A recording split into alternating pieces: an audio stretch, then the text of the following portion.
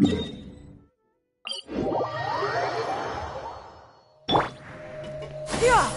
Skyward!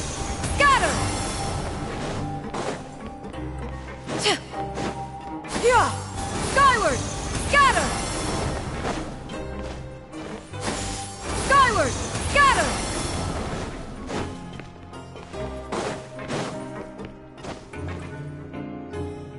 We're back!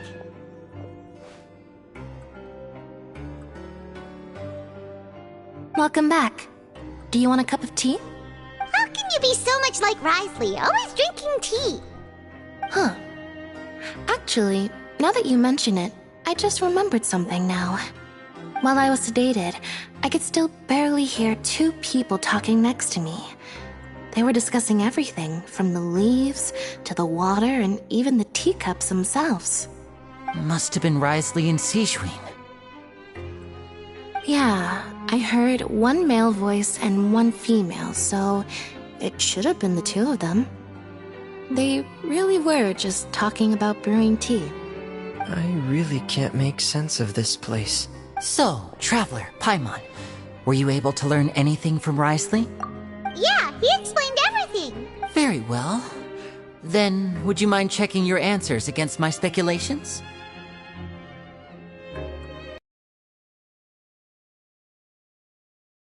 More relaxed now. Nobody else is around, and Miss Sejuin is also busy with something or other, so let's just talk here. All right, then I'll posit my theories. I asked myself 3 questions. Firstly, why was Fremine affected by the primordial seawater?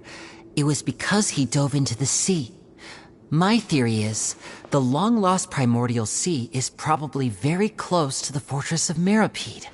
Ooh, he's good. He got that right on the first try. That's our Linny.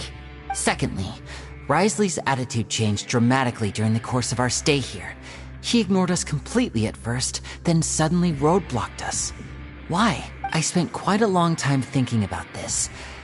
If he has been monitoring the Fatui since the very beginning, he probably ignored us at first because he was hoping we could find Master Child for him. What's more, the Fortress of Meropide is not part of Fontaine's court system, nor does it report to Eudex Nervulet. Risley is basically the king of a no-man's land.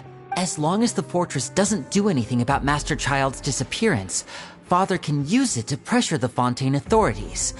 And while the two factions are pitted against each other, Risley will be free to move between the parties of interest. If I had to guess, he probably has something that he's working on himself.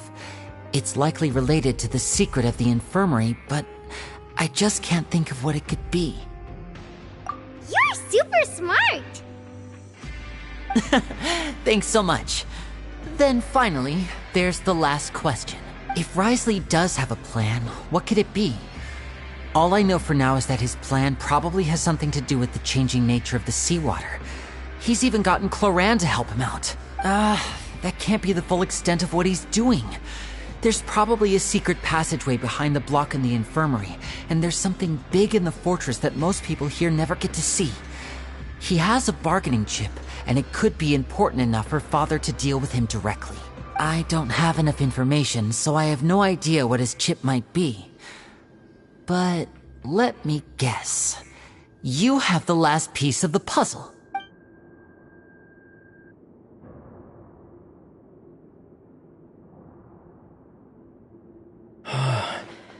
I can't believe it. The sea will engulf everyone, just like the prophecy said. Could Risley have wanted to meet Father to figure out a way to deal with this crisis? If you remember, I once mentioned that Father sees the House of the Hearth as her base of operations, and she truly wants to resolve the crisis. But how could Risley have known that? Or perhaps he didn't know, and just wanted to bring Father over to his side? Which could be why he said he just wanted to negotiate. Yeah, that makes sense to me. I understand your concerns as well, Traveler. I'll figure out a way to pass this on to our father. No matter what, we're on your side. The two of you have already aided us far too much. We probably wouldn't be standing here right now if not for you. If you ever need anything else going forward, please come to the House of the Hearth at any time. Though you may not share the sentiment, after all that we've gone through together, the three of us basically see you as family now. You have my gratitude. Thank you for protecting Linny when it really mattered. And thank you for sharing the secrets of the fortress with us. We didn't think you were going to do it.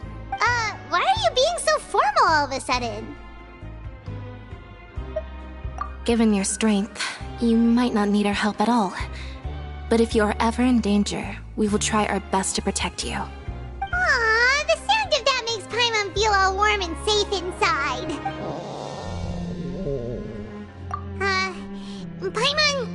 Paimon's hungry.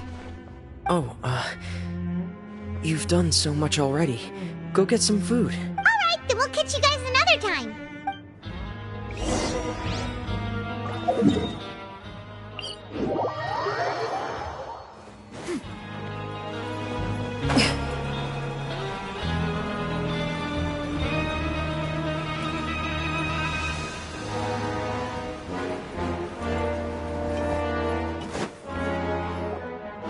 It's time for dinner.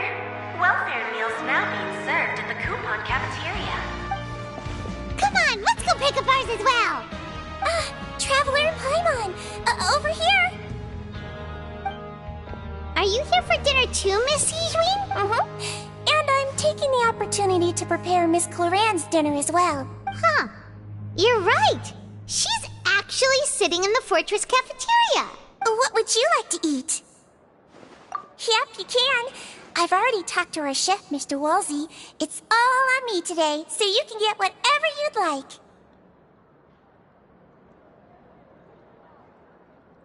Me too. Don't forget Paimon. No problem. Just leave it to me.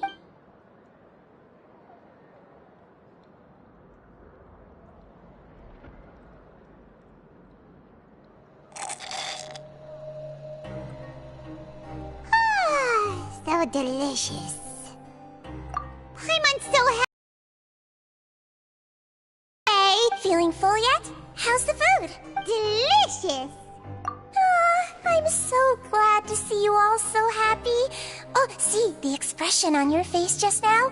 The muscle here just moved, which suggests that you're feeling quite relaxed at the moment. Heyyy, do you do this to help your patients or to better understand human beings? A bit of both, I suppose. I'm a melazine, which means I'm very different from human beings. I must know what you're thinking if I want to take good care of you. You're really good at taking care of people. Even though you're so short, you still talk and act like an older sister.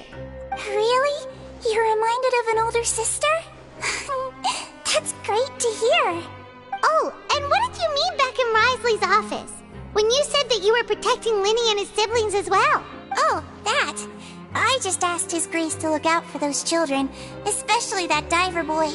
I was getting a bit worried after hearing that something was wrong with the water. Thankfully, Cloran is very strong and managed to save him in the nick of time. His Grace also sealed the pipes after Cloran left, to make sure that Linny wouldn't impulsively chase after his brother. Although the path was blocked, we still stationed some guards there to stop anyone from approaching. They were instructed to only open the door once Miss Cloran had returned.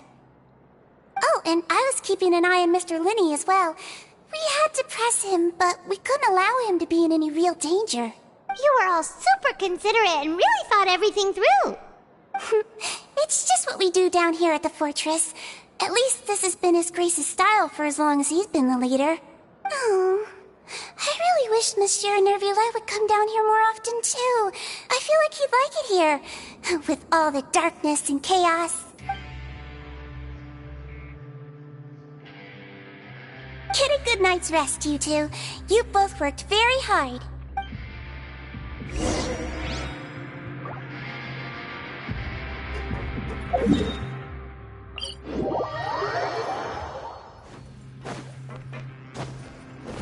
Yeah! Skyward! Yeah! Skyward! Scatter! Yeah! Skyward!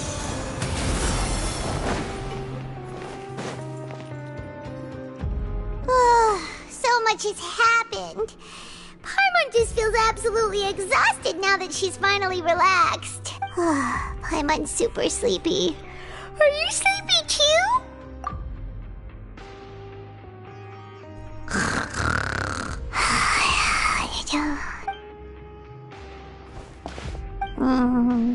Delicious. I'm on 1 seconds for free.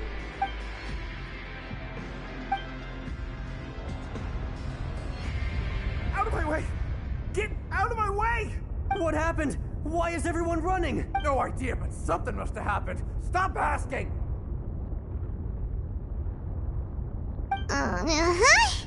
Who's yelling? Paimon still wants to sleep.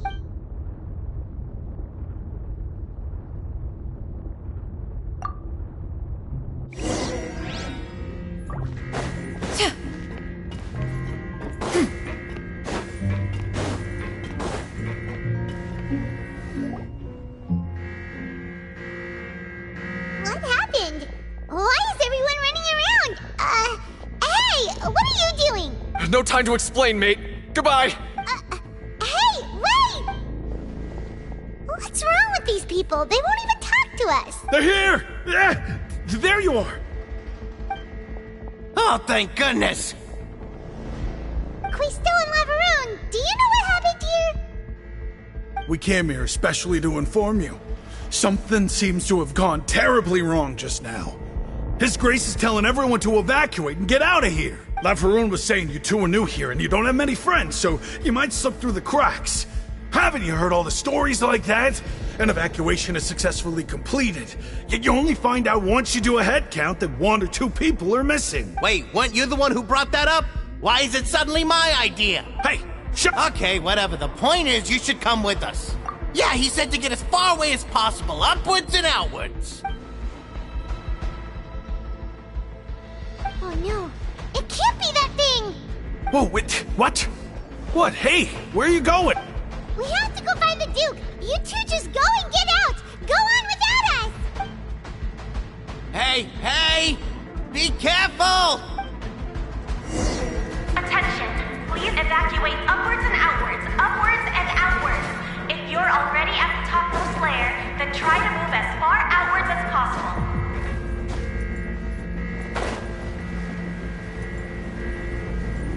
Attention!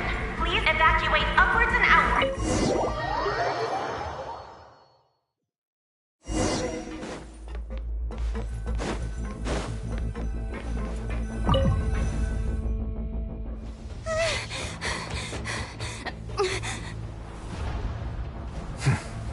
They're here.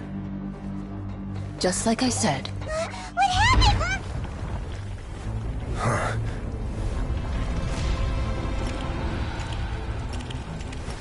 You're just in time. But be ready to run.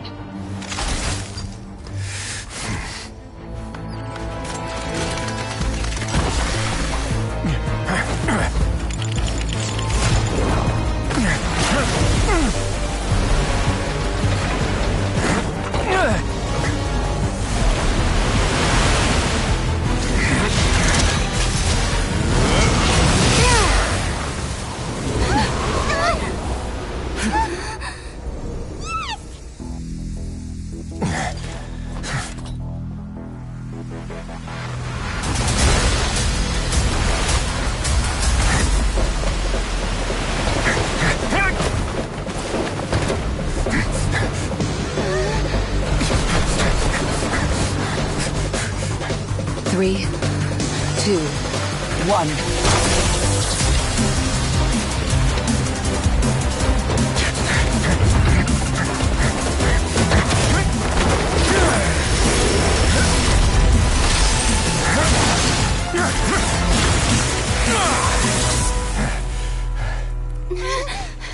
This won't hold it for long. Find Neuvillette. Tell him the defenses are about to collapse. Then what will happen to you? Until he arrives, we're the last line of defense.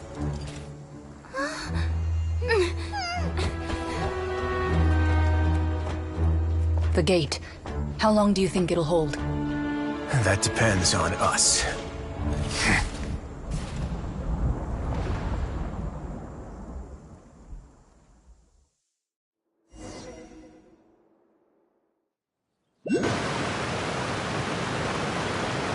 Neuvillette, why are you here?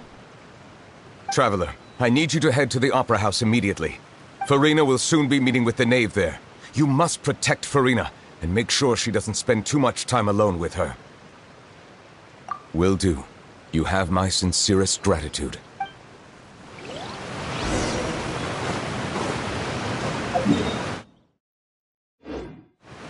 Yeah! Skyward! Scatter!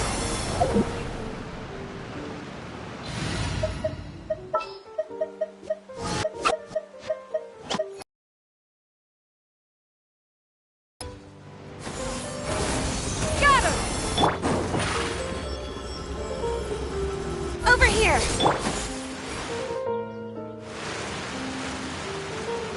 Look! There are a ton of Fatilian Palais Mermonia people over there! The knave is probably here already. We need to hurry! Are you two the traveler in Paimon? Monsieur Nervalet has left instructions. Please follow me. Though I'm sure he's already explained, this should be a mostly cordial conversation, unlikely to give rise to violence. But it would be most appreciated if you could protect Lady Farina to the best of your abilities.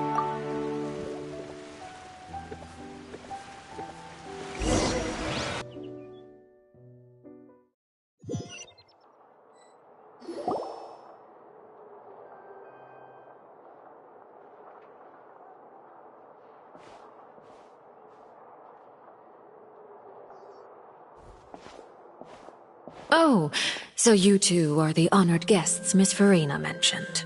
Of course, of course! How could they not attend a meeting such as this? I must always have 2 or more guests at my dessert table. Otherwise, the occasion would be too lonely and unbecoming of my station. It is my pleasure to make your acquaintance, traveler. I have heard much of your accomplishments. I am the Knave, one of the 11 Fatui Harbingers.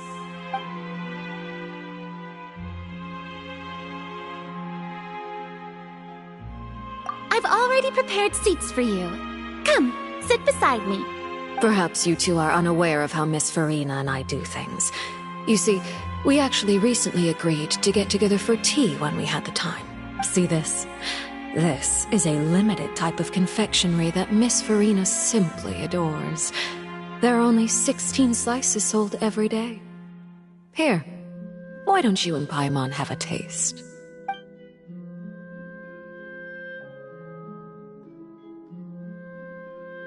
Traveler, what do you think of this cake? That's good to hear. So what Child said was on the mark after all. You do share a taste in desserts with Farina and I.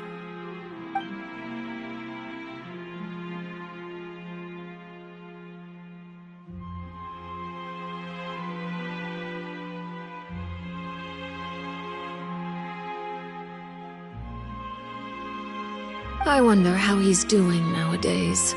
You must have heard, right? He's suddenly gone missing. I'm really worried about his safety, you know. Here's to hoping that he's an excellent swimmer. Since we're talking about him, I feel like I should add something.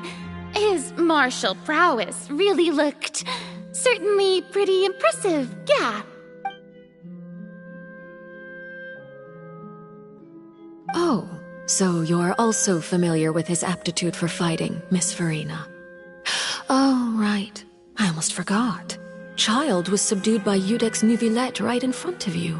Against ordinary people, my colleague would never be on the back foot.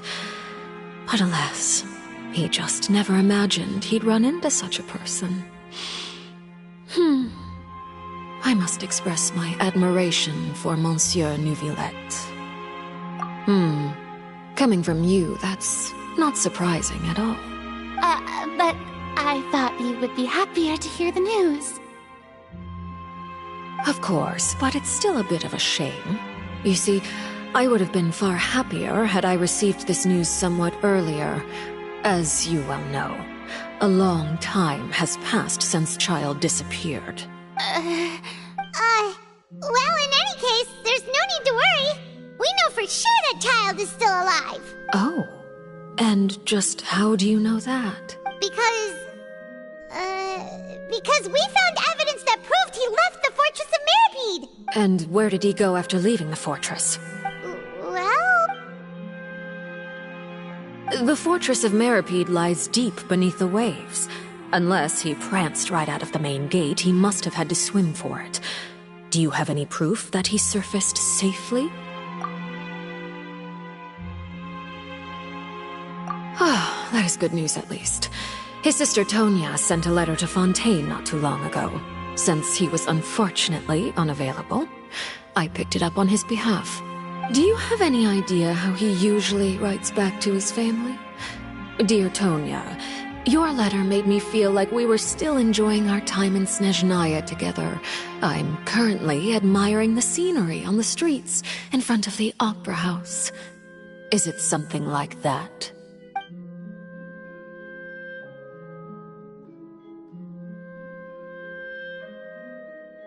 All letters tend to follow the same few formats anyway, right? As long as the contents are accurate, it doesn't matter so much how it's written or how it's worded. Hold on. The water in the teacup is shaking. I suppose this is also a sign of things to come, Miss Farina. Huh? I don't quite understand what you're trying to say. Have we entered into the next stage of the prophecy?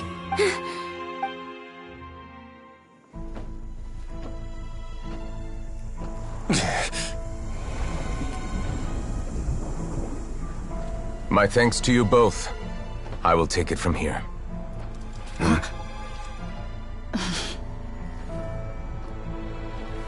Sure you don't need a hand? Quite sure. Wow. So, what's your secret, huh? Let me guess. Nah, who knows? Maybe it's just your sense of responsibility. Sounds about right.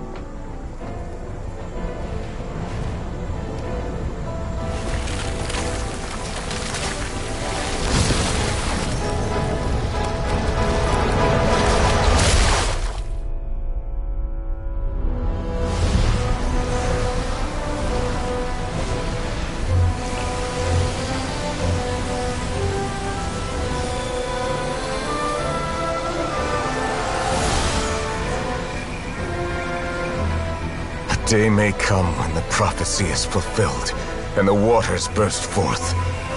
But it is not this day! This ancient power could easily obliterate an entire race. The tsunami of fury would unleash endless catastrophe.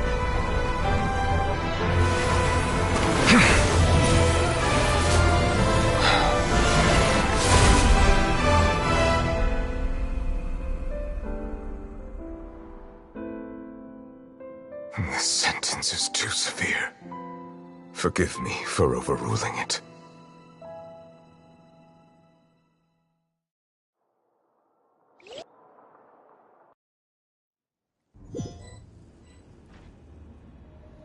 All right. Seems like the problem inside has been suppressed. Let me guess, we're safe for now.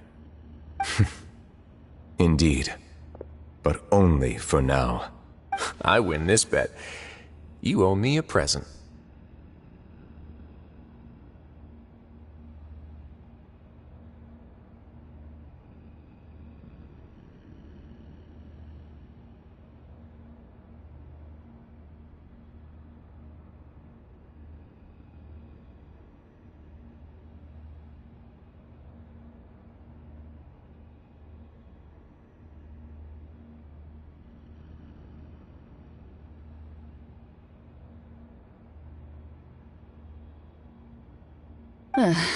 Very well.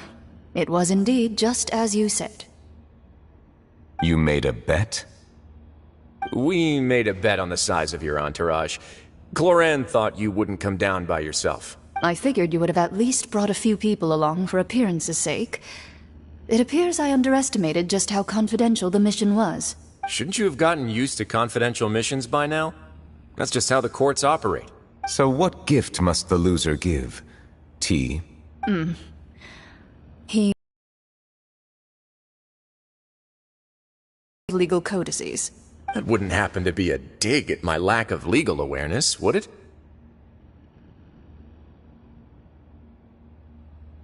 Well, I'm sure His Grace doesn't consider the fortress to be outside the law.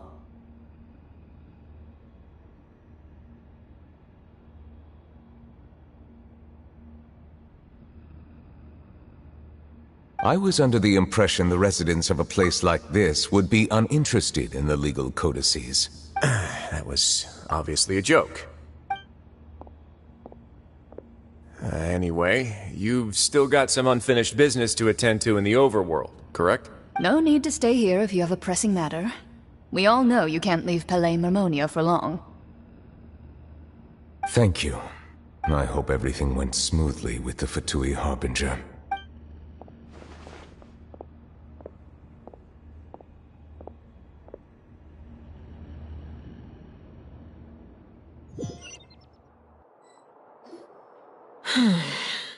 I must say, we've spent long enough playing house.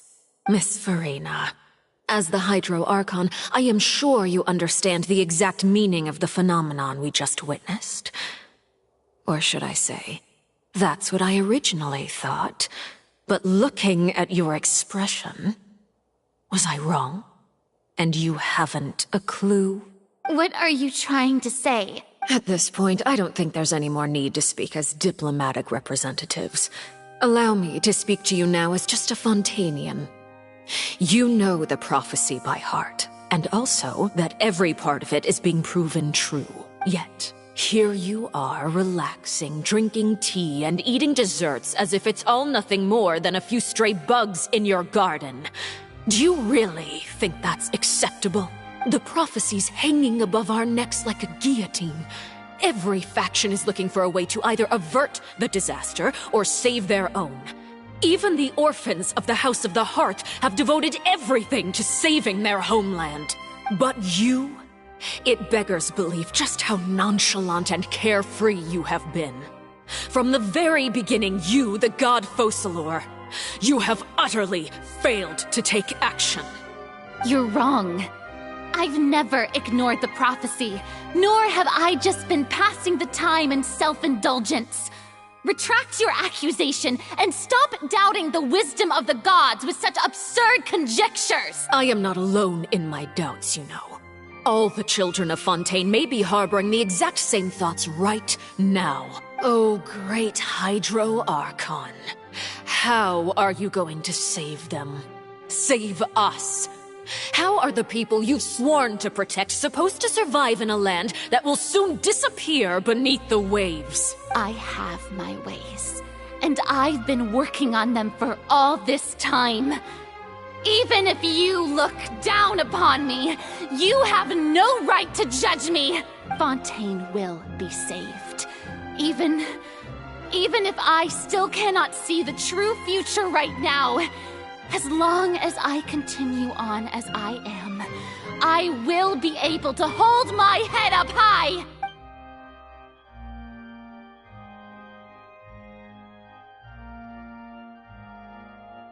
Then I ask you, Miss Farina, just what have you been working on? Where can we see it, and what is it doing to help?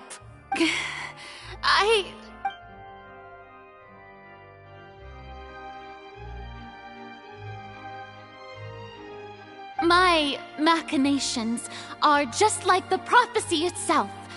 They will only reveal themselves at the fated time. It is just that beings like yourselves are unable to perceive them as of yet. I see. As a god, the proof of your labor always lies beyond prying mortal eyes. Allow me to be so bold as to ask another way. Would it be possible for you to tell us the parts of your plan that are not confidential? Such as your emergency response plan for the impending disaster? An emergency response plan? Oh, that look in your eyes. Have you not even prepared one of those? The emergency response plan is also strictly confidential. Then allow me to jog your memory. Miss Farina, what is the purpose of your Oratrice Mécanique d'Analyse Cardinal? And what do you plan to do with the massive amounts of indemnitium that has accumulated over the years? The Oratrice? It's just like it appears to be.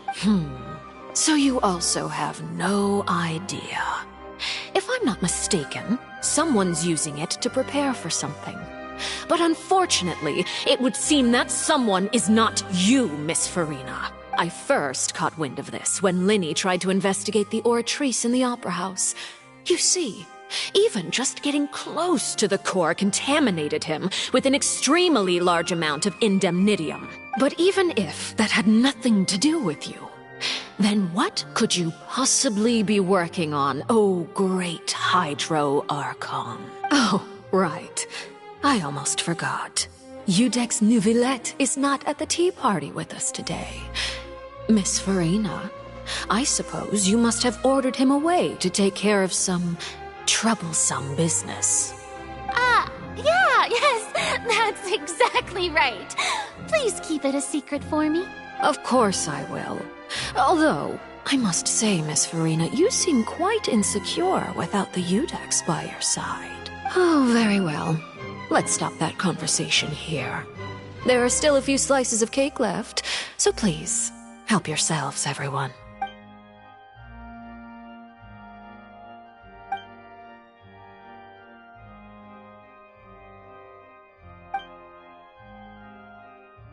Traveler, I heard that you were recently commissioned to handle a few matters on behalf of the Udex. Why don't you take an extra slice of cake? Those who work hard deserve gratitude and praise. You too, Paimon. Thank you. Paimon will take you up on that offer.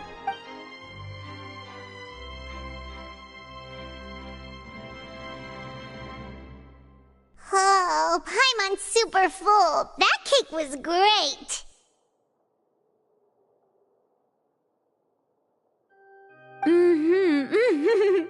If it's on my tea table, it must be of the highest quality.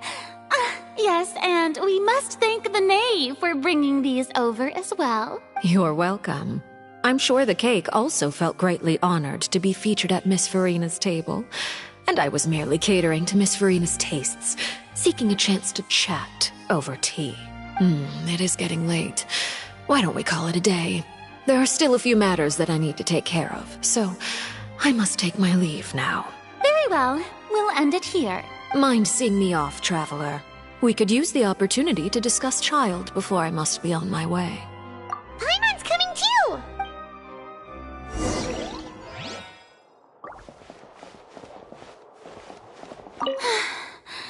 The tea party turned out to be even more difficult than I'd imagined.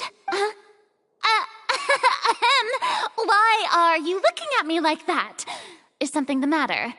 If there's nothing urgent, then I shall be retiring for now.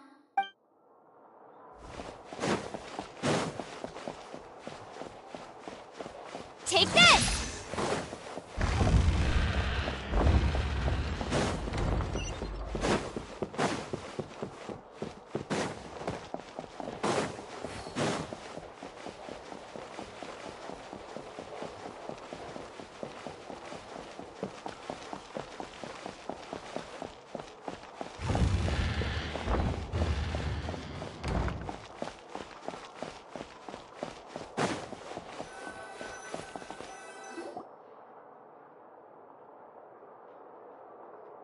I'm glad that you were willing to come with me. Of course, Child was just an excuse. I have no interest in your dealings with him. That's what Paimon thought. You lent your aid to the children of the House of the Hearth. As their father, I would like to express my gratitude.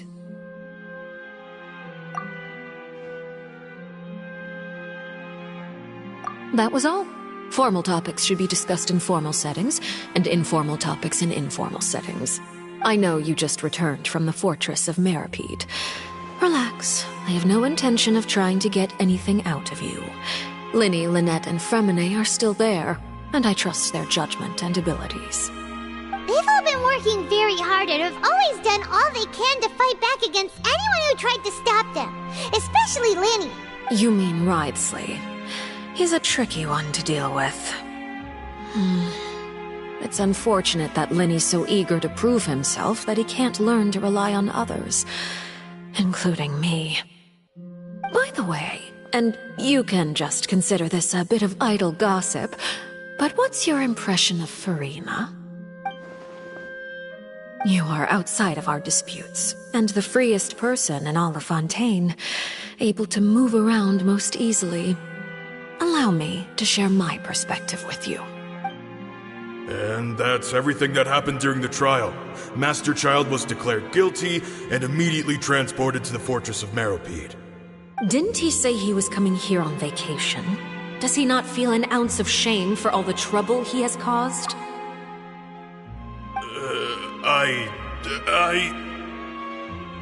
Forget it. He did give us an opportunity. I will be meeting someone shortly. Do you require help with any preparations? No need. I will take care of it myself.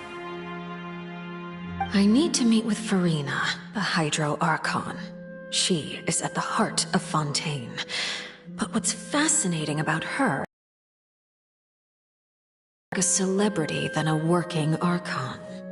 Oh? Come over here, you little critter, you!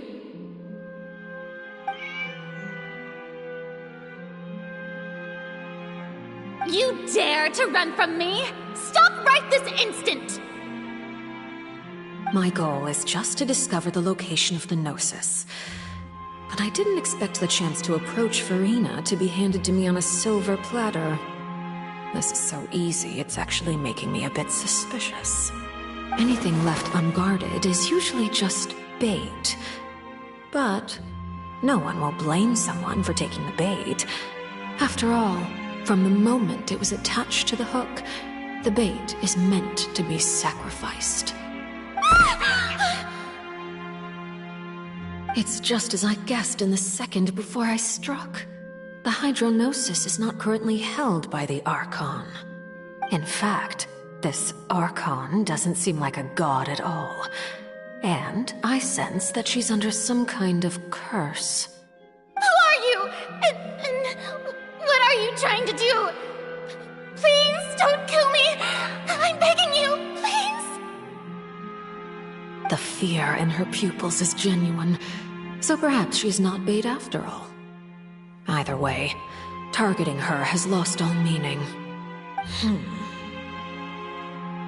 I left the scene with ease. Nobody came looking for me, and nobody could serve as a witness to my near assassination of Focalor. I suspect even Furina dares not mention this incident to anyone. Not long after, my informants confirmed what I had guessed. After returning to her quarters, Furina quietly cried alone. She was so scared that she could not sleep that night, nor could she even bring herself to eat her cake. There's no doubt that there's something wrong with her. I began to entertain the possibility that she is not the true Hydro Archon. Perhaps Iudex Neuvillette is actually the genuine article. I have to find the Gnosis. If the Neuvillette hypothesis is correct, he is probably in possession of it.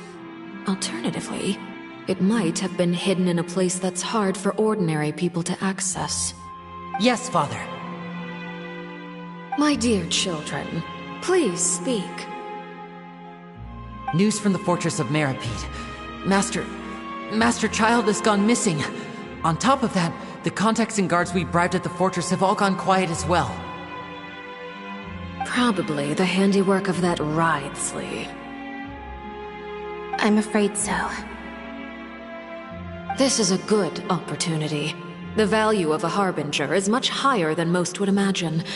We now have an excuse to exert diplomatic pressure on the Fontaine authorities. Set up a meeting for me. I would like to meet the Hydro Archon and Iudex Neuvillette.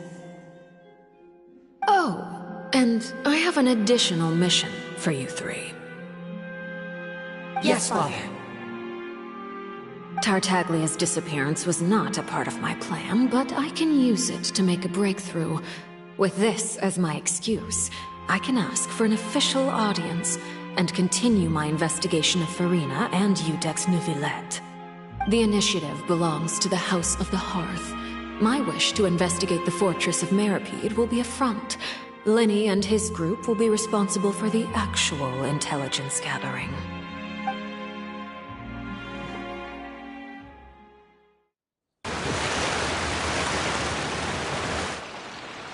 You should know the rest. Lenny's group is quite close to you, so they wouldn't have hidden anything from you. You attacked the Hydro Archon? It wouldn't mean anything, even if you shouted it from the rooftops. After all, even Farina herself is still pretending that nothing of that sort ever happened. Alright then. I've now had 2 chances to enjoy tea with Farina. I have to say, the leadership of Fontaine is even more inscrutable than I had imagined. I once surmised that Iudex Neuvillette must be the Hydro Archon, but now, that doesn't seem right to me either. I am a servant of Her Majesty the Tsaritsa.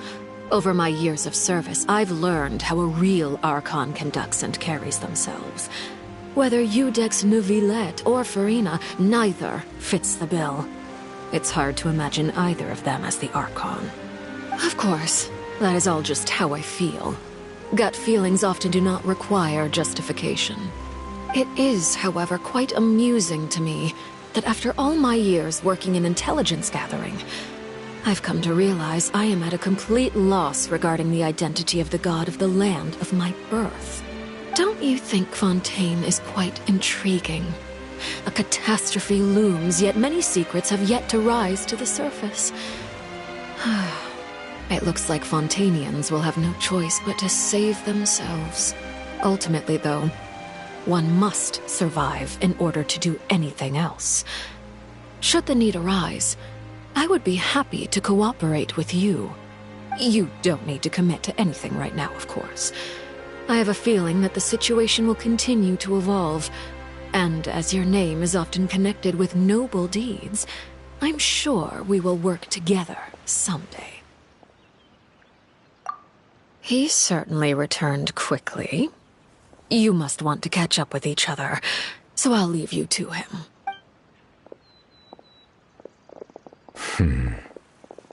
Neuvillette, is it over? For now, yes. But this issue will prove quite thorny in the long term. I'm concerned that sooner or later the prophesized events will occur. Thank you for protecting Farina. To put it simply, I used my power to force back the Primordial Sea and reseal the sluice gate.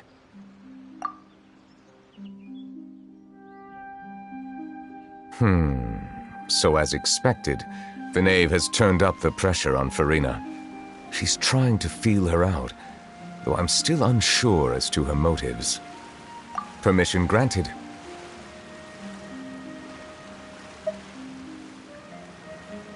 Whoa. It can't be that you're the real Hydro Archon, right? But that's just a speculation on our part, though. You can't tell us? Then that's okay. We can talk about something else. We won't try to force you. You guys in Fontaine are super strange. If by the phrase, you guys, you are referring to Farina and I, then although I'm not sure just what you are trying to imply, I must clarify that I do not share her positions on a multitude of topics. I believe so. The fortress has a long and complex history. It has seen much grief and suffering. And now, another catastrophe will soon be upon us. I mourn this turn of events. Huh? Why is it raining all of a sudden?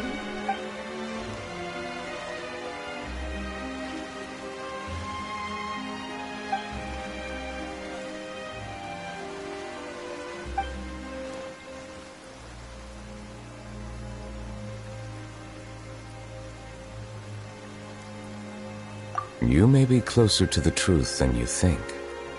Oh? And what are you thinking?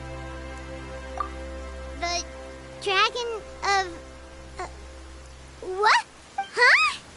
Please do not be so surprised. Farina?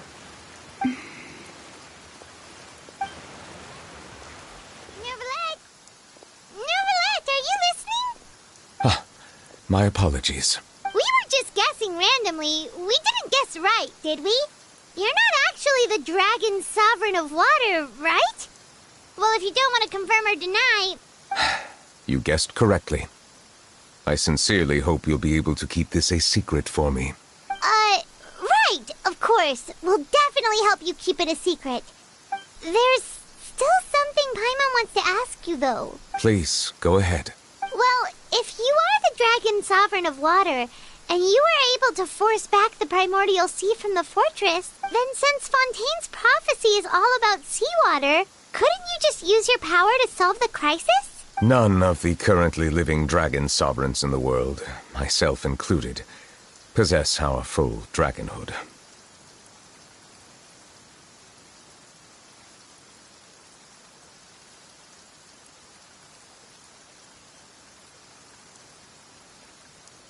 They say that when the first usurper arrived on Tivat, they seized a part of the dragon's power. Today, that stolen power is the basis of the Archon's authorities. There are 7 elemental Archons and 7 matching dragon sovereigns. The dragon sovereign of water who lived through that era perished a long time ago. As their successor, I know far less of that part of our ancient history. In any case, I believe I will not be able to do much unless the Archon disappears and returns their elemental authority to me. Given the status quo, however, I would recommend finding another way to deal with the prophecy. Oh, so even you can't solve it. I still have some urgent matters to attend to at my office. If you have any more questions regarding ancient history, you are welcome to discuss them with me at a later time. Please go right ahead. There's a place that Paimon wants to go too. Traveler, why don't we pay another visit to the Fortress of Meropide? Paimon is a little worried. We'll see you another time. Take care.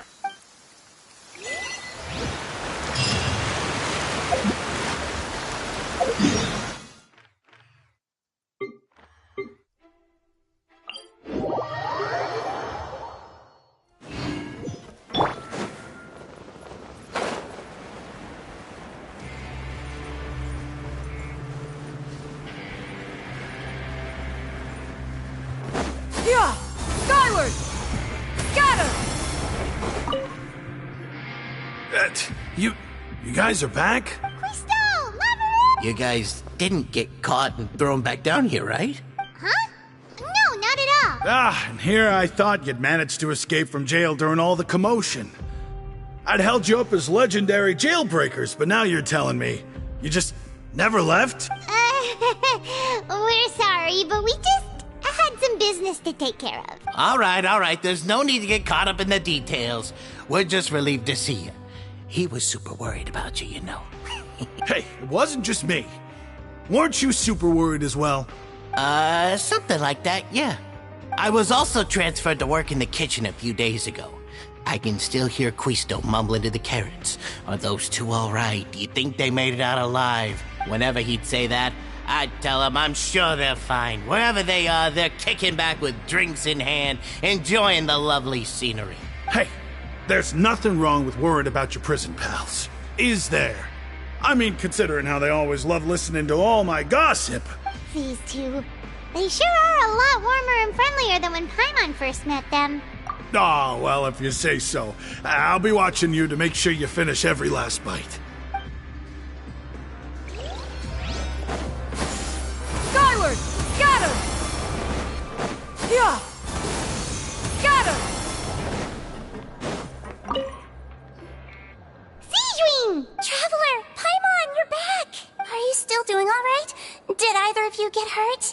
We're fine, but what about you guys? It was such a huge mess. How bad was it? A few people sustained superficial injuries, but that's about the extent of the damage. Monsieur Nervulette paid us a visit. It was all thanks to him that we managed to suppress the crisis for the time being. Of course, we must also thank you for the help you provided. How did Nervulette know that he was needed here? Well, Monsieur Nervulette has strong resonance with the hydro element. When the water level rises, he can feel the waves produced. I ran into the bombshell bros while bandaging the injuries of the wounded. They were mumbling the whole time about how you just ran down without a word. I'm so relieved to see that you're both all right. pressed for time. Please stay with us a few more days. Just let me know if you get a craving for any particular dish, so I can have Mr. Walsey get your meals prepared. Oh, and please feel free to visit the infirmary for a break at any time. I'd like to take the opportunity to spend some more time observing your facial muscles as well. Your happy smiles are quite contagious, you know. They're so memorable, and I've missed them immensely while you were gone.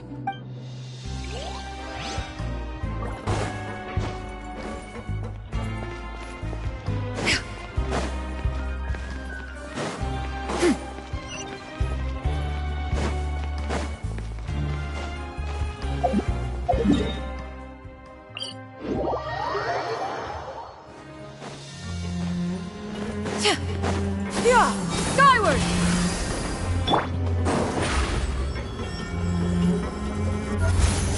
Yeah! Skyward! Scatter!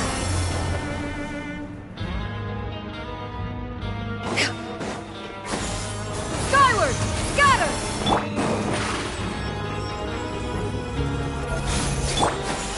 Skyward! Now guess, what suit will this next card be? A bare-teeth cat? Well, well, look who it is. Traveler, Paimon. Hello, everyone. Looks like you're recovering nicely from it, eh? Mm-hmm. Thanks to everyone's support. Oh, right. I managed to work up the courage to thank Miss Clorand in person. Whoa, how did she react? She told me that it was nothing. It was as if a big deal to her at all. She also told me not to worry about it. She didn't want to stress you out, that's all.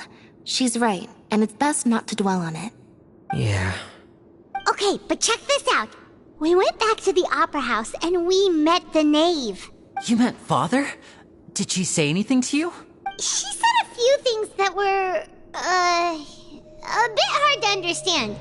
And also that she's looking forward to working with us in the future. Her attitude towards you is even better than what we'd imagined. That's fantastic. You should believe her. She has her own way of doing things, and she'll do everything in her power to help those she considers close, which now might also include you. Mm-hmm. Father is very capable, and also trustworthy. Oh, Paimon just remembered that she thought Linny was a bit too proud as well. She said that you should learn how to rely on others sometimes. Got it. That does sound like something that Father would say. Hey! Are you going to stay here for the next few days? Looks like it, yeah. Excellent. I will host a tea party. For real? Then Paimon wants another serving of cake. Another implies that you were already served some delicious cake while you were up there. How lovely. Well, next time, you're going to have tea and snacks with us.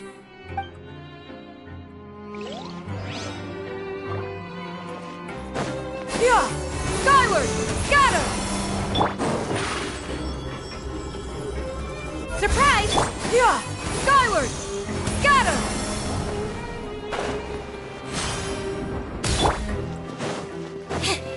Yeah!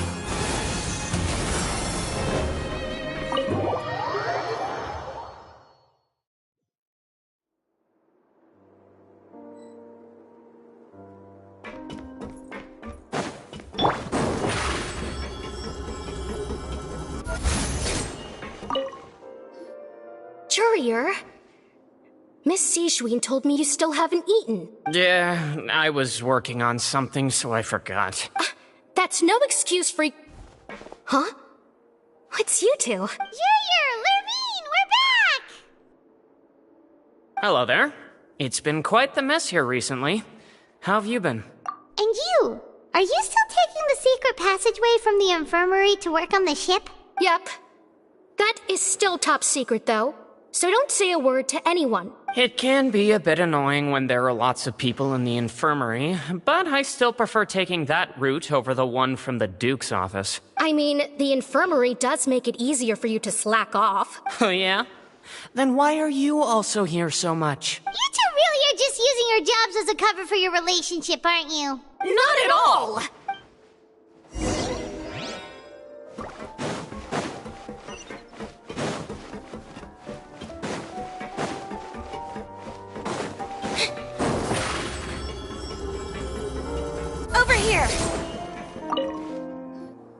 Do my eyes deceive me, or did I just see 2 inmates come back after making it to the surface? Some strange winds blowing of late. We wanted to see how the fortress is doing. Is everything still alright? We're fine, for the most part. Neuvillette came down and took care of the worst of it. If that's the case, why don't you just ask him to stay here? Oh, yeah, what a brilliant plan. Let's go convince the Eudex himself to exchange the Courts of Fontaine for a puddle of water in the middle of nowhere. He came here in a hurry and left without even stopping for a cup of tea. He did remember to take Miss Sigewinne's gift with him, though. He sure sounds super busy. Miss Clorinde has left as well. She also took her gift from Miss Sigewinne. Were the gifts milkshakes? Neuvillette got the milkshake. Clorinde received lipstick instead. Those aren't even remotely alike. Well, it's Neuvillette's own fault for making Sigewinne worried about his health by working so much. But besides that, our head nurse is still pretty fond of picking out beauty products for the ladies. Oh, and I have some gifts here for you as well.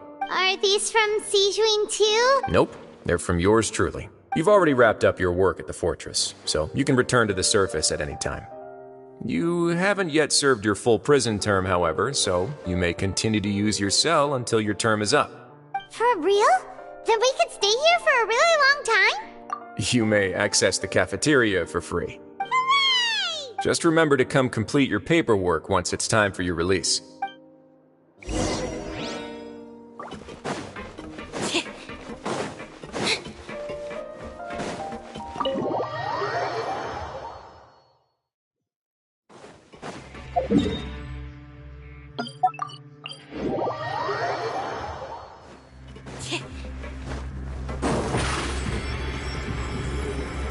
Stefana! Yeah! Skyward! Scatter! Yeah! Skyward! Scatter! Yeah! We're back in our cell again. We're no longer prisoners though, so it really doesn't feel the same. Sure feels that way. But the truth is, we never did anything bad to begin with, so I'm not sure why we put so much pressure on ourselves. Huh? How did you know? Hey, that's not true! Alright. Okay, Paimon just wanted to say that we really are an amazing duo after all. It's like, we've now gone to so many places together and become friends with so many people. We've never stopped traveling or stopped meeting new friends. There are so many bad things in the world, and we're just 2 people, but we've still been solving problems no matter where we go. Isn't that pretty cool? You're counting Paimon today? Aren't you the only adventurer here? As well! Paimon will also be an adventurer from today forward! Just our thoughts making Paimon giddy. Paimon's gonna crash, so you sleep soon too. The last time we fell asleep here, we woke up to a whole mess outside our cell. The primordial seawater nearly rose up. That was so scary. We should be safe now, right? Alright then, good night to you, traveler.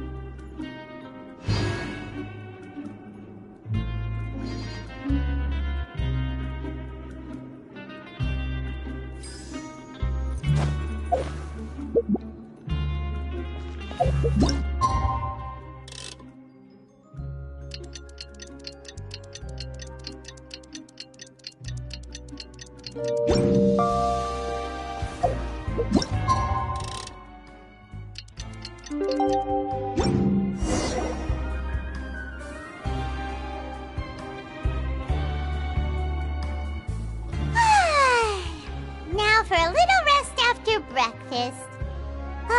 This is the life. Wait a sec. Isn't something important supposed to happen today? Oh, today's our big day! We're supposed to leave the Fortress of Mirapede! Come on, we've got to go complete the release procedures now!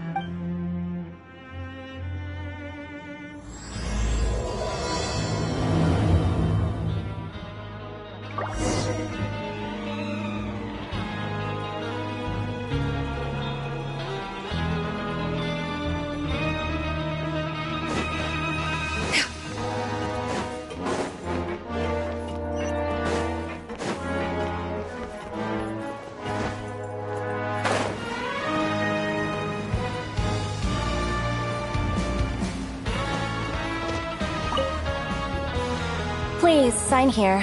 This document will be effective immediately upon signing, and you two may exit the Fortress of Mirapede via the regular channels.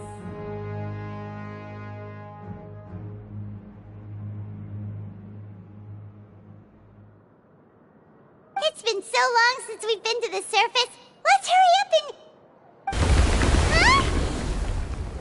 and... What's happening?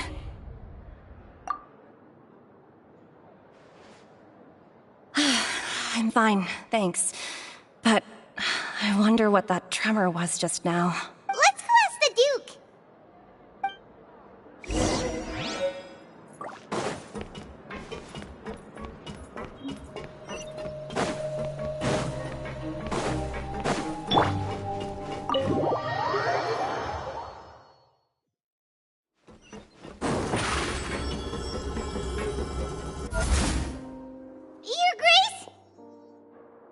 Ah, good to see you two. Is there something you wish to see me about? Yeah, what was with that earthquake just now? Ah, that. The tremor didn't originate from the seafloor. In fact, it seems it came from the surface. Over the years of serving as the warden here, I have developed a sense for distinguishing between what occurs on the surface and what occurs underwater. Besides, the seal that Monsieur Neuvillette set in place won't fail so easily. So the fortress is okay? If you recall our last incident, if there really were a problem, there would be crowds of inmates in a panic right now. Huh, you've got a point. Okay, seems we need to get back up to the surface and ask about what happened. By the way, do you know what day it is today? I believe today is this month's pipe cleaning day. Wait, seriously? Ah, yes. Have you completed your release papers? Yep. It's you two. Are you leaving now? That's right! Today is our last day in prison! But now that Paimon says that, it doesn't feel like we were confined here. It's actually been pretty nice! Oh yeah, Paimon feels fond of this place now! Then be sure to come back and visit. I'll miss you. If you've signed the release papers, then you're free to go. The guards will escort you out. You're not going to see us off? I knew you'd ask. All right, sure. Let's go. Well, you actually agreed.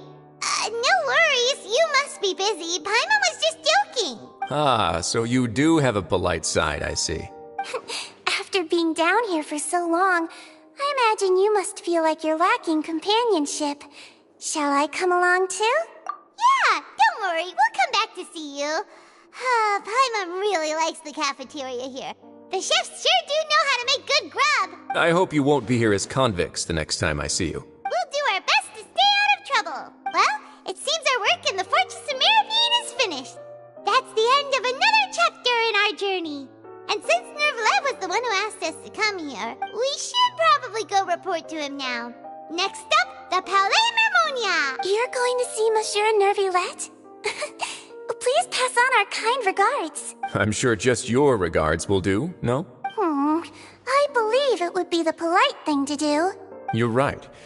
I've heard the Palais has been terribly busy these days. Tell him that I hope he hasn't been overwhelmed by the recent string of troubles.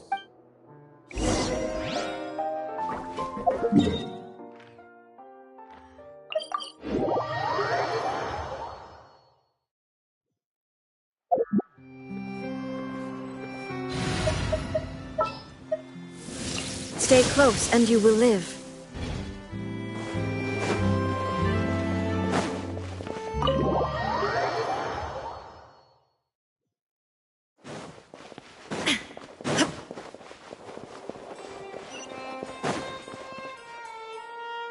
Palais Mermonia sure is buzzing with activity today. Halt! Huh? Oh, it's you two. Apologies. Monsieur Neuvillette did say you'd be welcome at any time. Excuse me. Would you mind helping me take a look at this report? I'll be right there. Sorry, I've got my hands full here. You can see yourselves in. Everyone's so busy.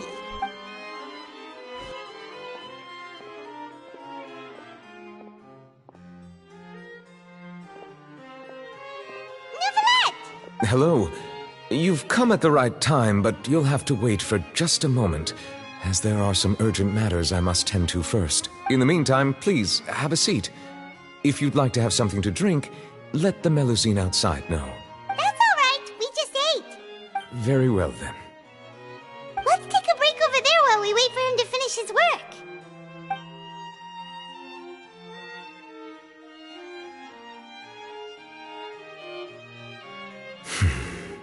All right. That should wrap things up for now. Are you done with your work? Yes, sorry to keep you waiting.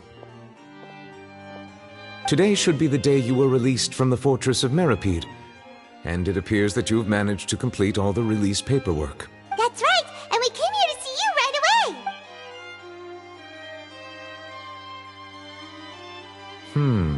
A massive whale.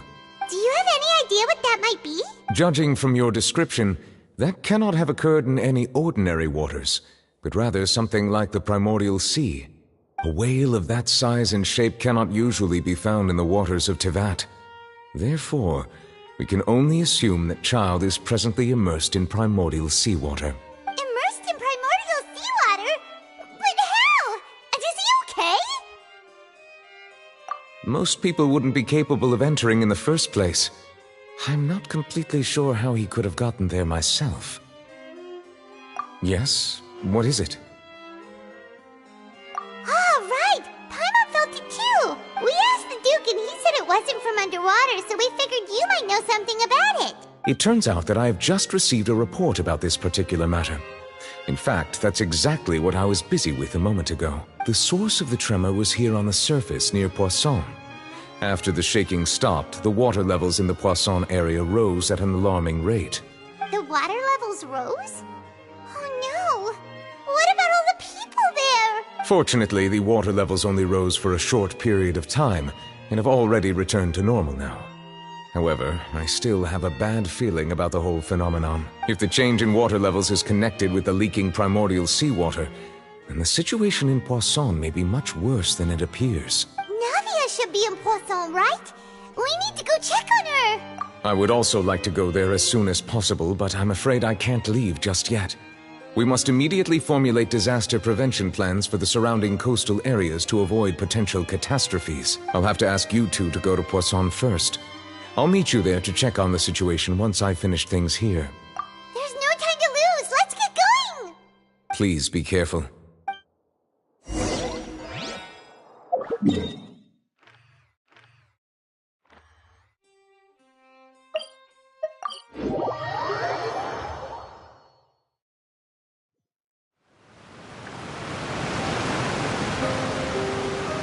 Oh no! What happened here?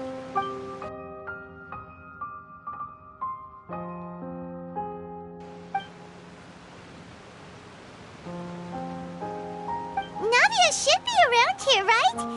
We need to make sure she's still... Paimon means we need to check on her.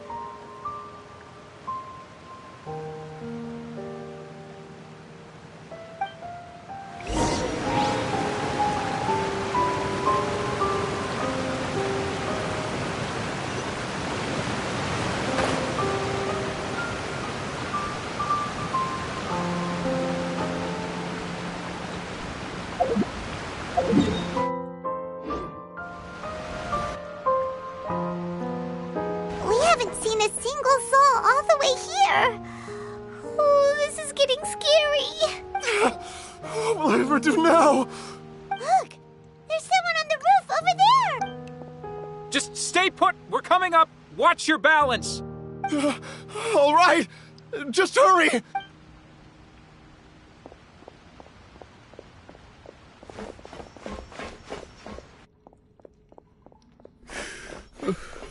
not young anymore. How will I survive on my own? My Desiree! Oh, he looks pretty sad. My leg! My leg! How could this have happened? It hurts! Just hang in there. Help is on the way. You can hold my hand if it makes you feel better.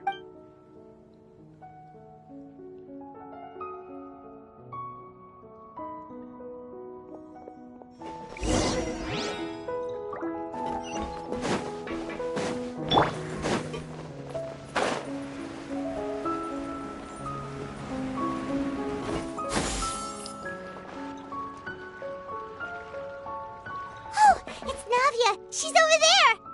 Hey, Navia! Are you okay?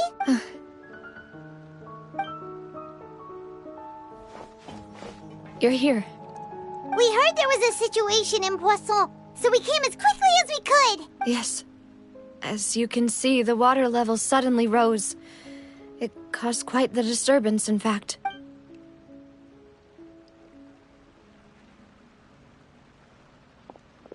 Demoiselle! There was a wounded resident next to a building southeast of here. We've already transported him to safety, but we've run out of medical supplies. He's wounded? How badly? He fell, so it's probably a broken leg. He's pretty shaken up. When the water level rose, he desperately climbed up to the roof. Once the water receded and he saw the ground, he became terrified and eventually... He jumped down then. Find the leader of Squad 1 and tell him to take the wounded resident to see a doctor. He should know where to go. Understood. I'll take over his search and rescue mission in the meantime. All right. You'll be in charge. I'm sorry. Where were we? The situation? Right. Allow me to explain. A little earlier, we suddenly heard a loud noise. At first, everyone thought that something might have exploded on an aquabus. But before we knew it, water started pouring out from everywhere. The rushing water seemed a little odd, almost like the unique color of primordial seawater. Some people didn't realize the danger and thought it was just ordinary water, leaking from somewhere. Everyone on the street who happened to be close to the water didn't have a chance to escape. As the water levels rose, they suddenly disappeared. They were all dissolved. Those who realized what was happening started to flee in a panic, desperately trying to get to higher ground. Many were injured in the stampede, and some people fell from significant heights. The Spina di Rosula initiated rescue operations as quickly as possible, but there have been a lot of casualties. Fortunately, the water began to recede after some time, and the chaos came to an end. The water that flooded the area contained primordial seawater, so the lower levels of Poisson are still hazardous. To ensure everyone's safety, I've asked the people there to leave as soon as possible. No one knows if this could happen again. All we can do for now is try our best to help evacuate the residents. We still haven't completed the head count, but we'll have some numbers soon. How awful. And all of this just came out of nowhere. It was quite frightening indeed. I only wish that everything that just happened was a bad dream. Is there any way we can help, Navia? Thank you for being so willing to help in a moment of crisis like this. You don't know how much it means to me. I really can't express how grateful I am. Don't say that, Navia. That's what friends are for. Demoiselle! We've got a situation here! I'll be right there. Sorry, I need to go for now. And off she goes. Seems it might be a while before she can take a break.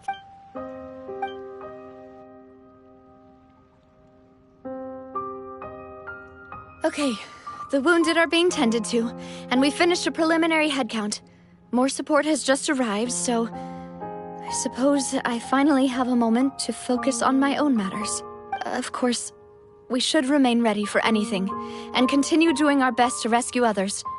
I'll be sure to have everyone at the Spina di Rosula ready to render assistance. Traveler, Paimon, would you two accompany me to my father's grave for a moment? Huh? Right now? Thank you.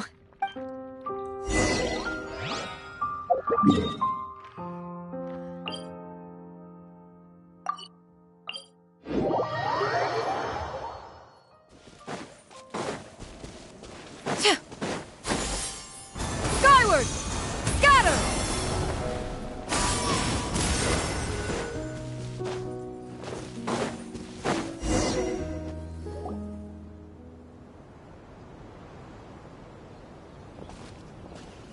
Not a lot of people here, huh? Well, given the time of day and the whole situation in Poisson, Paimon doesn't think there'd be a ton of people here visiting graves. Right. That's how things are now. The living are so exhausted that they've no strength to spare any words for the dead. Navia?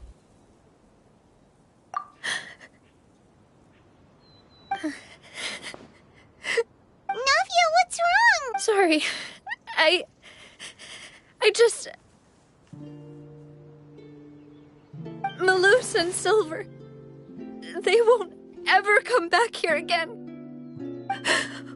What should I do, Papa? Huh? What happened to them? Everyone agreed on the rescue plan, but still, I was the one who initiated it. They were helping evacuate the residents, but they couldn't leave in time. And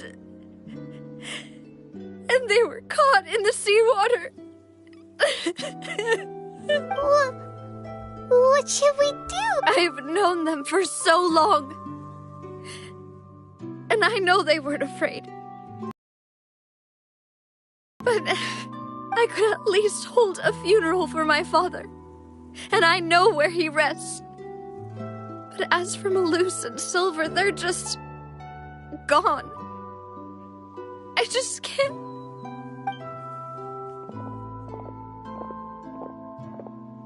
Everything looks so clean after it rains. Even the gravestones. I didn't expect that you'd enjoy a glass of red wine in front of Master Callus's grave. I can understand. Besides, the scenery here isn't half bad. See, it's not just me. I always want to bring something when I visit Papa. Perhaps we might even have a picnic. He wouldn't be angry, would he? How could Master ever be upset with you, Demoiselle? Yet the cemetery is the home of those who have passed, is it not?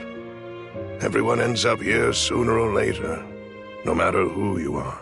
Buying yourself a plot in advance, are you? No need yet. But when I do, I hope you'll let me be buried beside Master Callus, Demoiselle. Hey, stop joking around. I'm quite serious. That way, it'll save us both the trip to see each other whenever you visit your father's grave. That makes sense. In that case, could I be buried on his other side? After all, besides you, Demoiselle, the two of us could certainly be considered Master's closest companions, no? Personally, I believe we fill those shoes just fine. Why are you bringing this up all of a sudden? Seriously. All right. I'll remember your requests. But I'd really prefer not to talk about this stuff. And what do you mean by saving me a trip? I'd make the journey even if I had to visit you two somewhere else. I'd promised to let them rest in peace here. But here I am breaking that promise. I'm sorry for letting you see me in a mess like this. I don't usually cry, really. Paimon doesn't know how to help you feel better. But, well, she understands how you feel. I had always thought I could make my wishes come true. But now that I think about it, that never solely relied on me. Many things can only be accomplished with someone else's help. Malus and Silver have helped me so much. But by contrast, I could do nothing for them. I'm so sorry. You can spend as much time as you need here, Navia. We'll stay with you. Thank you. Right now, you don't know how much that means. By the way, you can have a look at this. It's a list of victims from the incident that took place here.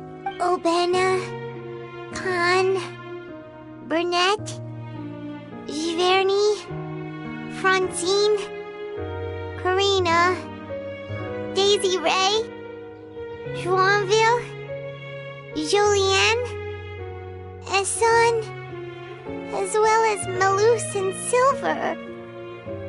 So, everyone else is safe. But still... It's okay. I know what you're thinking. And you're right. We lost Malus and Silver. But we were able to save more than we anticipated. The overall outcome indicates that the cost was worth it. Right! Don't think that way, Navia. One person might be saved at the expense of another, sure, but that isn't something we should ever consider a trade. Malus and Silver were not the price for saving anyone. They're heroes. You're right. Thank you, Paimon. What you said just now was pretty amazing, actually. I'll remember your words. Oh, really? Seems you've become more eloquent in the time since we last met. The knave? What are you doing here? Is everything going well on your side?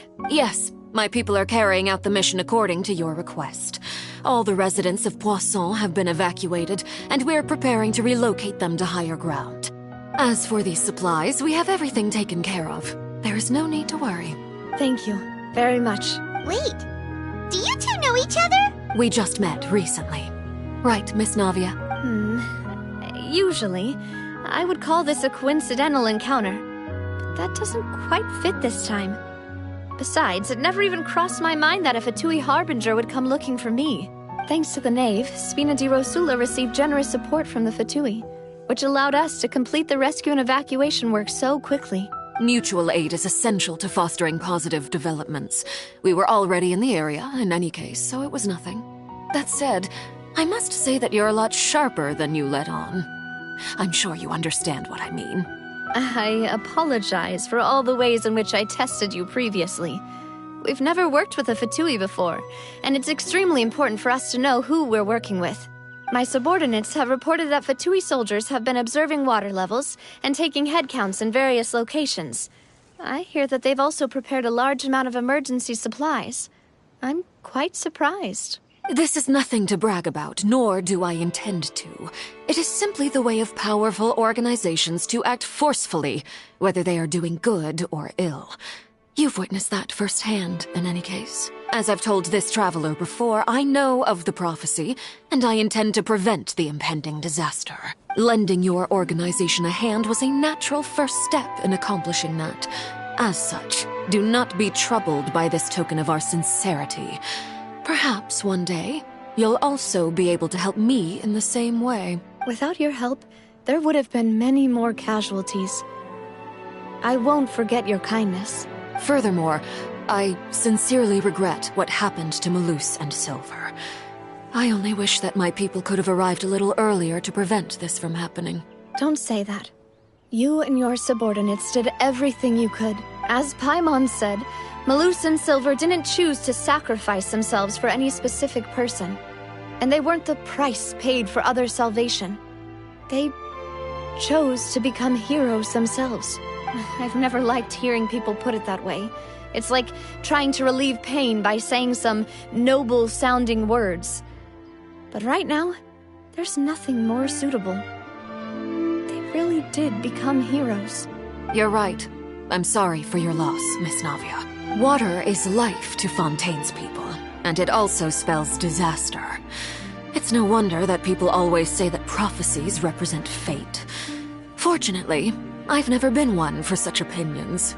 So, you're one who will try to change fate, then? Of course. That is why I'm going to Hotel Bouffe de Terre. I still have some things to take care of, and the children need my attention. By the way, Traveler, Paimon, one more thing. Alright, then we'll just... Huh? This isn't right. Paimon thought you would ask us to walk with you for a moment so you could tell us something in private. That is a clever and useful conversation technique, which I do like to use when necessary. But there's no need today. It would not hurt to have Miss Navia listening in. Traveler, I'm sure you remember that I said we could work together when we had the chance. You and I both know that there may be issues with the Primordial Sea. Previously, it was the Fortress of Maripede's sluice gate, and this time it was the water levels in Poisson. These are both signals. Indeed. Allow me to share the latest intel I've received from the House of the Hearth's intelligence network with you. During some recent investigations, a child claimed to have discovered some ruins near Poisson. The ruins date back to ancient times, and seem to be worth investigating in many ways. Judging by the dating of the ruins, they may be related to the prophecy and the coming crisis. The situation is becoming more urgent, so any pertinent information will prove extremely precious. My people initially came to prepare for ruin exploration. Unexpectedly, this disaster struck, and at present, we're all busy prioritizing the rescue effort. So that's why the Fatui were already in Poisson. I wanted to take the children along, but unfortunately, Linny, Lynette, and Fremine have all been dispatched to higher ground to assist affected residents. Linny told me that outside of the house, the person they trust most is you. Which is why I want to give you this task. The House of the Hearth's members see each other as family, but Linny, Lynette, and Fremine said that they also see you as such, even though you are not from the house. I'm sure you already understand how earnest they consider their friendship with you to be. Oh, that somehow makes Paimon feel kinda happy. The intel I just shared about the ruins could fetch a high price. But since the children consider you family, it's only natural that I freely share it with you. Got it! So all we gotta do is go to some ruins, right? We can handle that. Excuse me, but may I tag along? You wish to join, Miss Navia? But are you sure you're up to exploring some ruins? You need to rest. Well, I'm sad, yes. But I can't just go back and plop myself into a chair by the roadside and do nothing. There's no point in being depressed while we still have a disaster on our hands. As my father's successor, I must live up to the hopes he had in me. Besides, I'm also doing this for myself. I need something, a distraction, to keep my mind off Malus and Silver.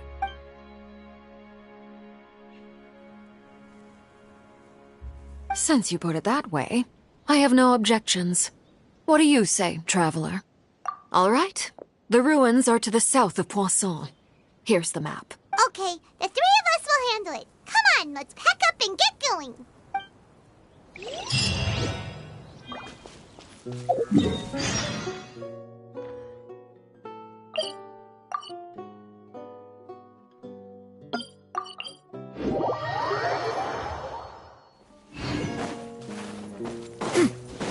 Yeah!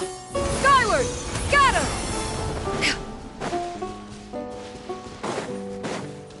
Yeah!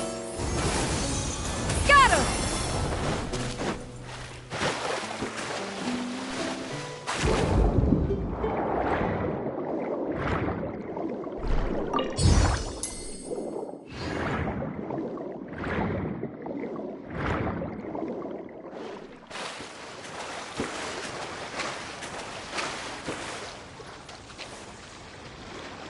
So, are these the ruins the knave was talking about?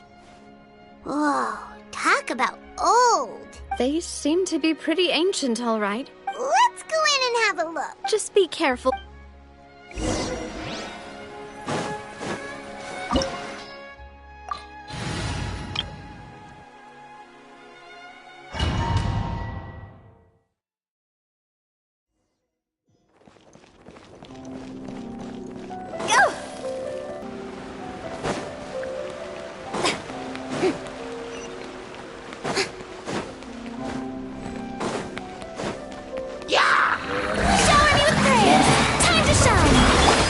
give you a verse. Know my sword. Rain out. Make way for the Adeptus. See? Nada conda.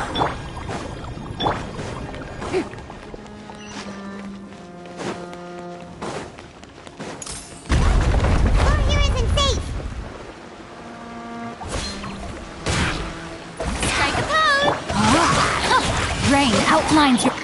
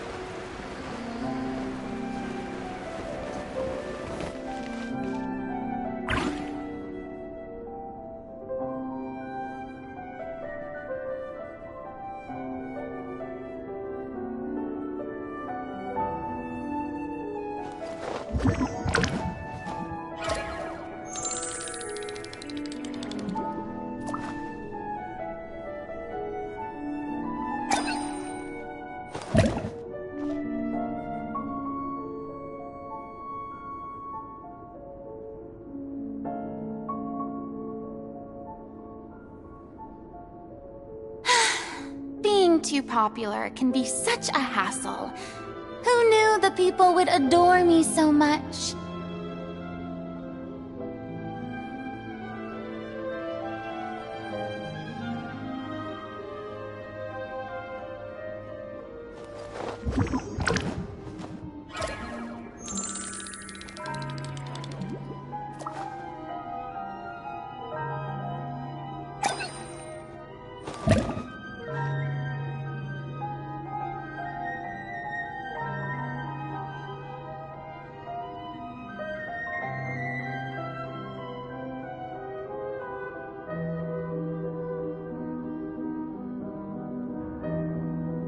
Tea parties are a must for the well-mannered. If you'd like to learn the proper etiquette, I'd be happy to teach you.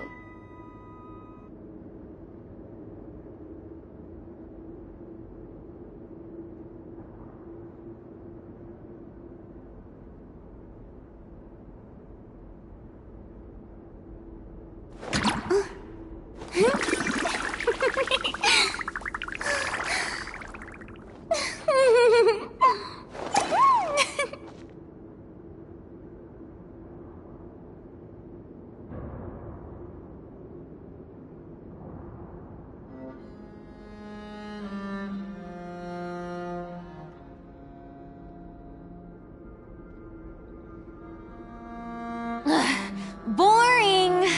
Isn't there anything else more interesting to do?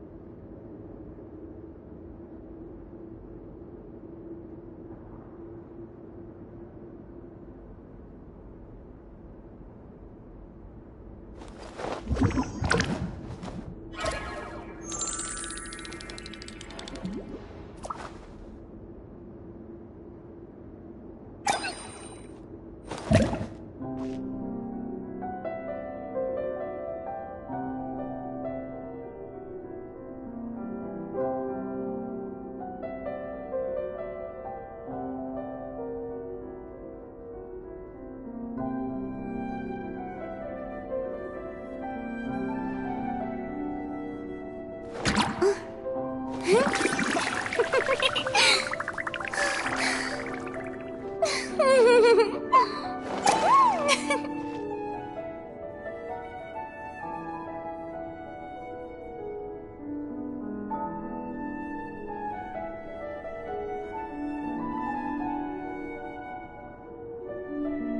parties are a must for the well-mannered.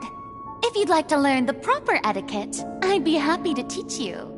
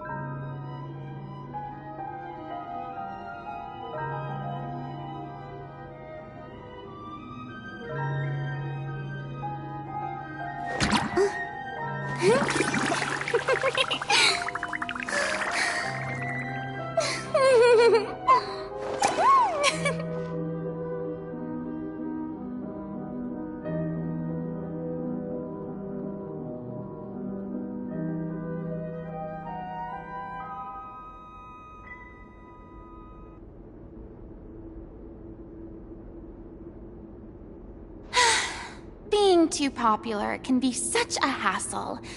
Who knew the people would adore me so much?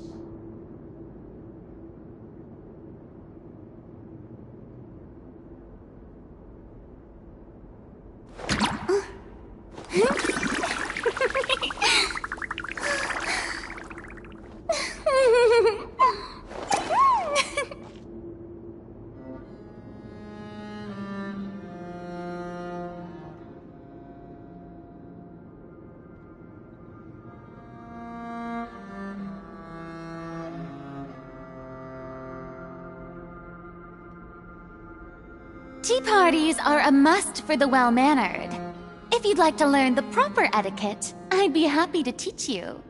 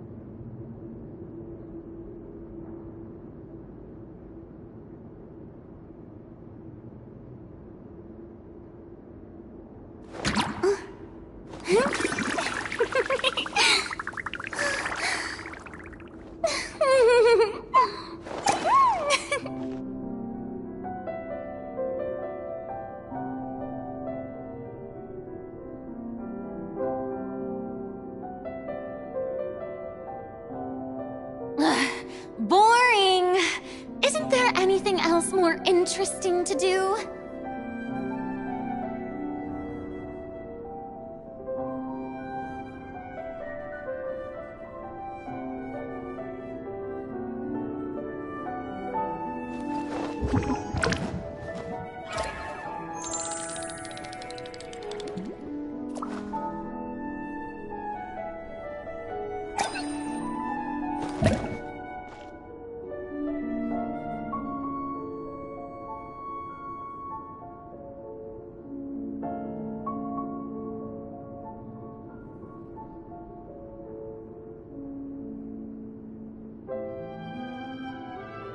Tea parties are a must for the well-mannered.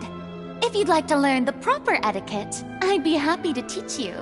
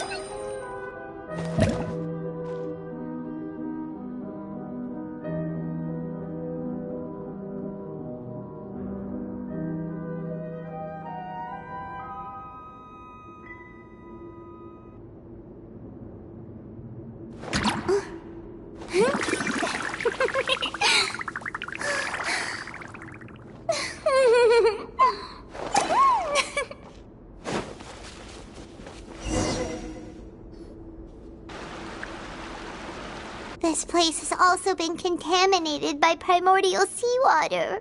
Yeah. And a lot of it, too. A Fontanian would most likely dissolve the moment they fell in. Right! You can't go down if there's primordial seawater. It's too dangerous, and it won't be any help for you to just stay here.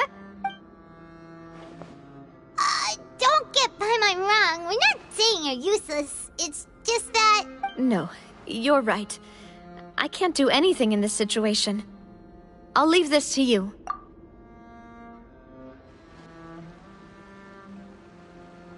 That complicates things. Maybe the only way left is forward. In that case, do you want to wait for us here? The water levels here are unstable, and there's a chance the water will rise. So, staying here wouldn't be safe either.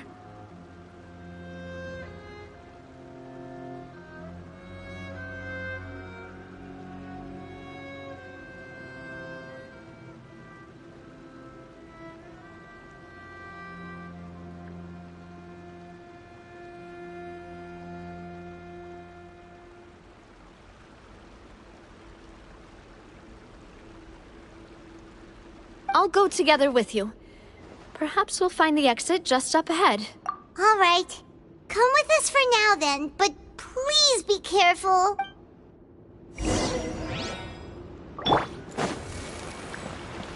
Oh no, it's a dead end! Let's try climbing over from the side.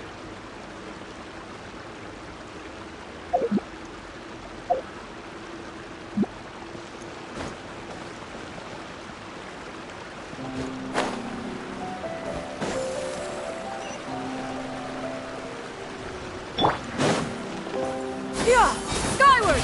Scatter!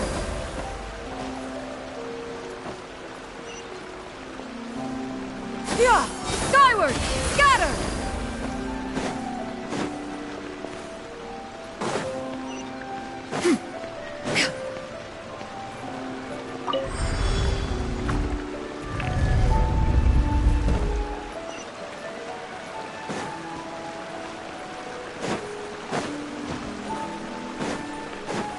Yeah! Skyward! Wait, there's something...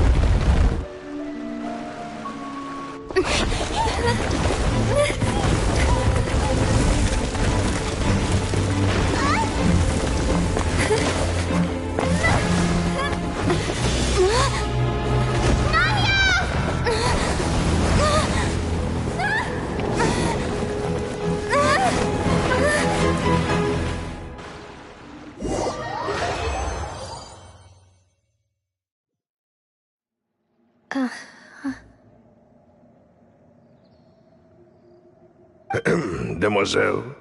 Huh? Demoiselle, what are you doing here by yourself? Would you be standing here till dark if I hadn't come to get you? Maybe she just wants some time to herself, Malus. Oh, was I sleeping? Yes, it would appear so.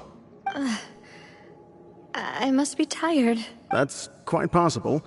However, you were the one that suggested we go out for a walk. Oh, right. I nearly forgot. It must have slipped my mind when I dozed off. I haven't had a nap today yet. Have I? This is a familiar feeling, yet something's a little strange. Is something the matter, Demoiselle? Oh, no. No, I'm fine. I was just trying to recall why we came out for a walk. Do you remember Mr. Giverny? He'd requested our help before with foreign merchants who had a debt dispute with him, and we'd resolved the matter not long ago. We were headed to see how things were going with him at the moment. Ah, right. Yes. I remember now. Oh, Miss Navia. Ah, Mr. Malus. And Mr. Silver, too. It's good to see all of you. How have you been? I've been great. Thanks to your help, those bothersome merchants finally realized that I wasn't the one they were looking for. Why, I wasn't even the guarantor for that person. They were knocking at my door day and night. Even my neighbor, Obina, was getting fed up with them. Sometimes force is required to calm someone down and get them to listen to what you have to say. That's right. Oh, by the way, Burnett, what was it that you wanted to give to Miss Navia again? Oh, yes. One moment, I have it right here. Miss Navia, these are some flower seeds that I prepared. Please take them. They're a very good variety, and they'll become very big and beautiful once they bloom. I don't know what we would have done without your help, so this is a little token of our appreciation. I hope you won't refuse. Ah, did you cultivate them yourself? Thank you so much. I'll certainly take them. Malus, we do still have some empty flower pots at home, right? Why, we can have as many pots as you'd like, demoiselle. Perfect. In that case, we'll swap out some of the decorative plants for some of Mrs. Burnett's flowers. Very well. Wait. Something seems to be off here. Excuse me, madam. If I'm not mistaken, your name is Burnett, correct? That's right. Is something wrong? No, it's nothing. This is the first time we've ever met, but your name seemed familiar to me. I must have heard it when I was discussing things with your husband previously. I've heard this name before.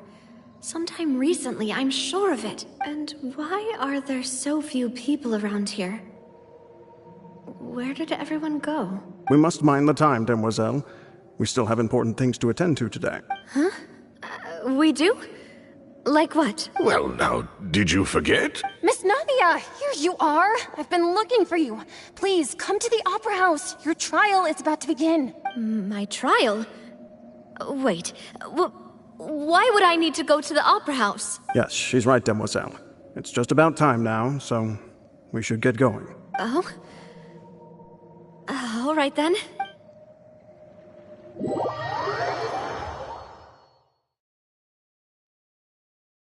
Look, it's Navia! She's here! And her two attendants are with her! Goodness, everyone's finally here. There sure are a lot of people here to see the trial. And they all seem to be oddly excited about something. I even know some of these people. Karina, Desiree, Joyville, Jolien, Essen. Why are so many people here? And why do I have no recollection of this case? And as for the judge... huh? Where's Monsieur Neuvillette? Please sit in the defendant's seat. Don't worry, Silver and I shall accompany you. All right. But are you sure you can stand behind me? Typically, it wouldn't be allowed, but today is an exception. Hey, what kind of place do they think this is? Come on, do they have any idea what they're doing? Seriously. Enough with the whispering! Could someone please tell me where Monsieur Neuvillette is? And why I'm standing trial? My dear Miss Navia, have you not yet realized what you've done? In that case, allow me to explain. As all here know, you are Master Callus's successor, the head of the Spina di Rosula, someone held in high regard by every soul in Poisson. After you took over the Spina, you treated all of us just like the late Master Callus had. If anyone in need reached out to you for help, you responded. Not only you, but your butler, your subordinates, nearly everyone in the Spina di Rosula fought for the well-being of those in Poisson. Wait a moment. Aren't you just proving that I'm a good person? Yes, correct. Absolutely right. And that is why you stand accused. You have helped so many people get through so many difficulties. You are one with us. We are inseparable. We are one big family, all of us who are from Poisson, inextricably linked. And with you being so important, we couldn't possibly do without you. Therefore, this fair and honorable court shall declare you guilty, and you shall stay here. You will be together with us forever. Huh? What are you saying? Everything you have said is correct. I have indeed done a lot for my hometown, and I would be willing to be with you all, but what is the purpose of having me stand here like this? What is there to discuss? Ah, well, if that's what you think, then I have no further comments. How wonderful, Miss Navia! I know all these people. Why are they laughing? I seem to remember now. Yes, I get it. This trial is... Wait just a moment. This isn't right! Malus? What was that, Mr. Malus? Our conclusion is very clear and unanimous. Let the court judge her now. She's guilty! Stay here, Navia! You're one of us! Demoiselle, don't admit guilt. This trial means to keep you here forever. I wish to exercise my right to defend Our Lady. Mr. Joinville, you only know of Navia's goodness, but nothing of her utterly independent mind. She was born a free and independent spirit. She has never been tied down by anything. Indeed, even the death of Master Callus couldn't stop her. Her actions cannot serve as proof that she identifies herself as part of any group. She merely acted as an individual, extending her hand to help others. Please do not mistake her actions as being otherwise. Really? As an individual, you say?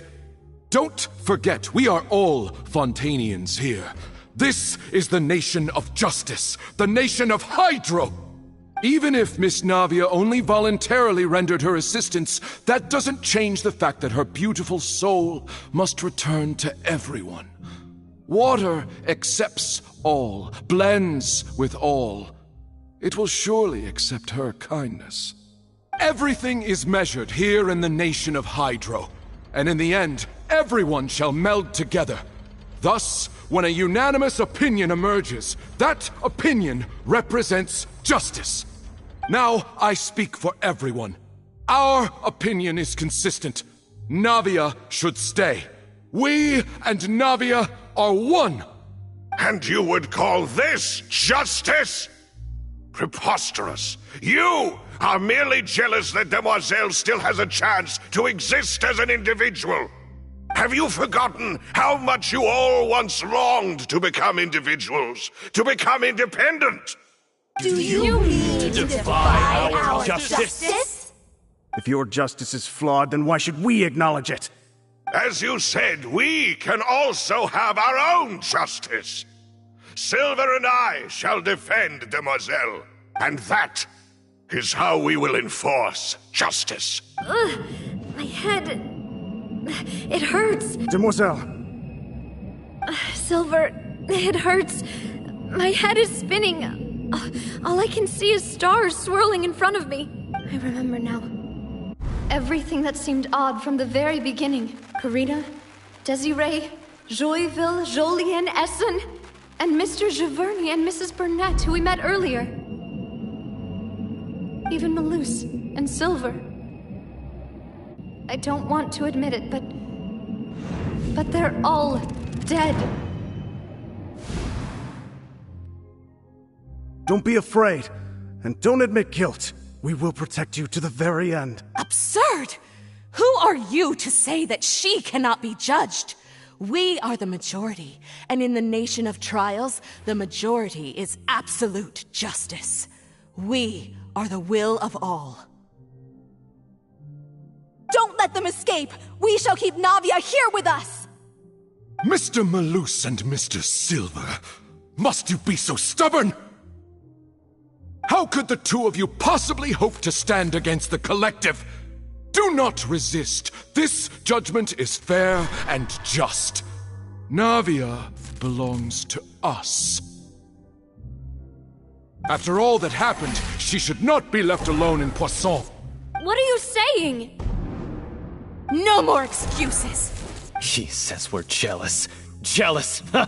How could she possibly be an independent What's with these people? Who's jealous of her? She belongs to us! Miss Navia, she... Silence! That's... Monsieur Neuvillette! Such commotion is prohibited in the court.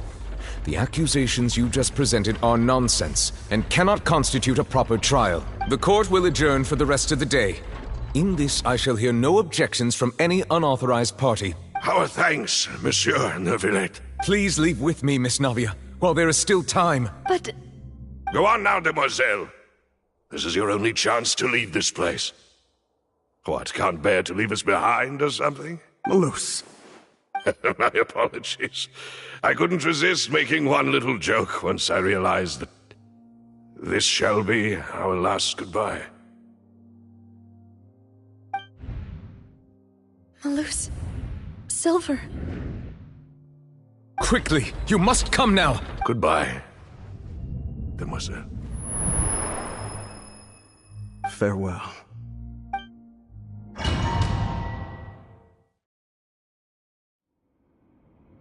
No, wait!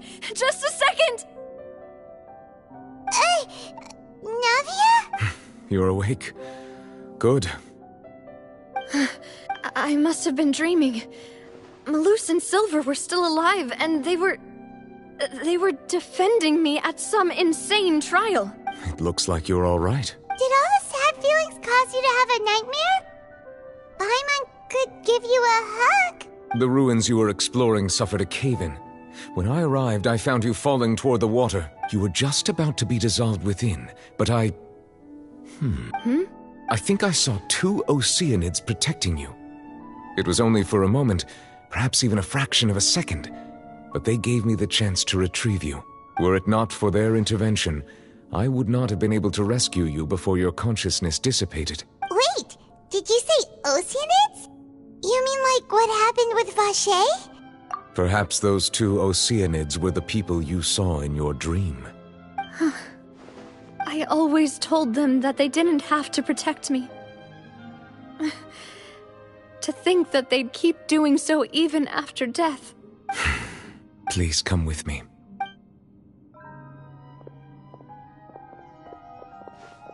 Neuvillette, are you okay? Oh, I am quite all right. Perhaps there's something we could chat about? Why do you look so stiff all of a sudden? Oh, Paimon knows. You're the type who feels awkward when there's nothing to talk about, right? I merely thought that we should give Navia some time to herself. Huh? Why didn't you just say so then? Don't you think it's even more awkward to call us over like this and then have nothing to talk about? I suppose so. Ah, Sigewinne. I hope all is well with her these days. Her work in the fortress of Meropide has not been too much for her, has it? No way, don't worry. She's doing fine down there. She's an amazing head nurse. I see. Well, that is good.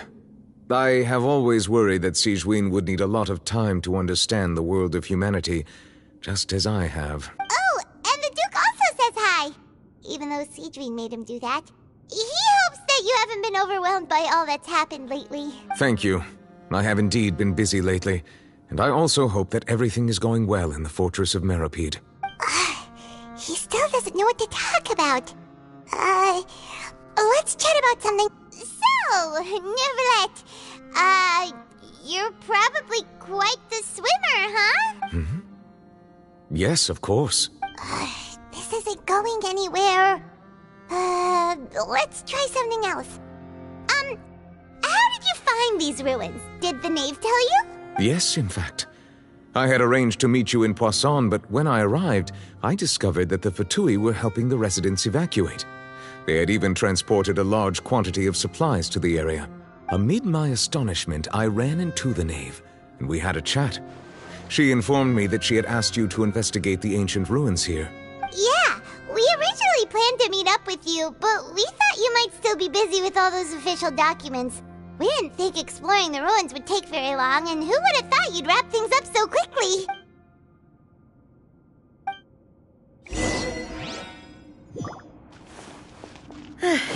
I'm sorry to have kept you all waiting like that. I'm feeling much better now. I guess we should get going again. Will you come with us, Monsieur Neuvillette? Yes, if you wouldn't mind my company. All right! Another one joins the party! Let's get going then!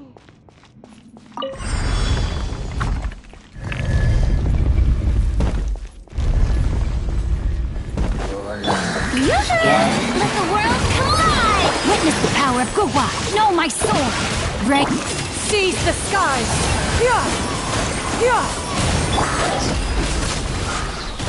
Dada Kundala.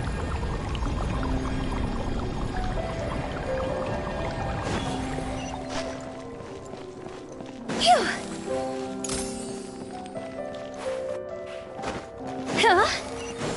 Oh no! Another unstable path! Watch your step!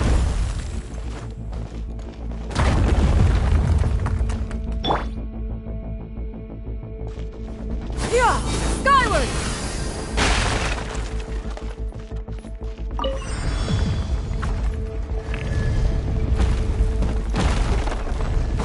Watch out! There are rock columns over here! Time to shine! Stray cloud converge! Higher, hands on fire!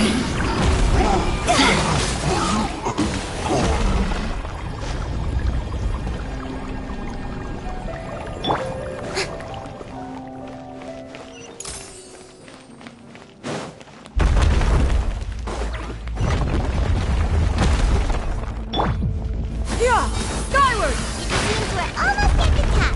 Keep it up!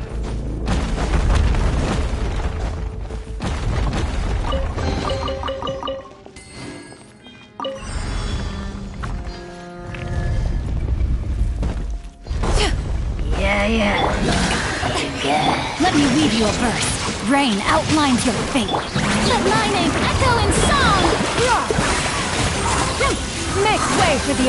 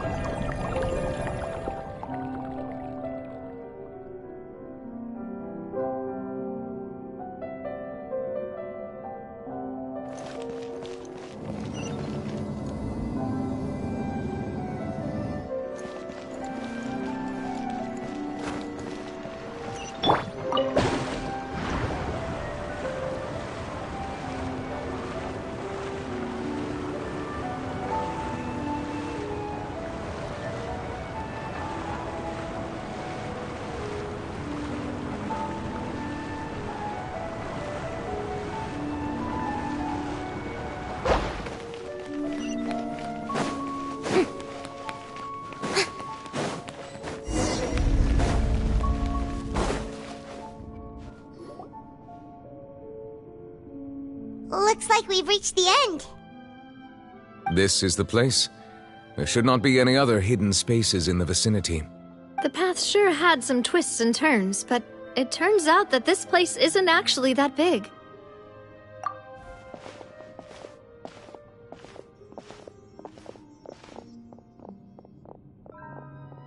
Stone slates. It seems like they were put here as an offering. Could we take them down and have a look?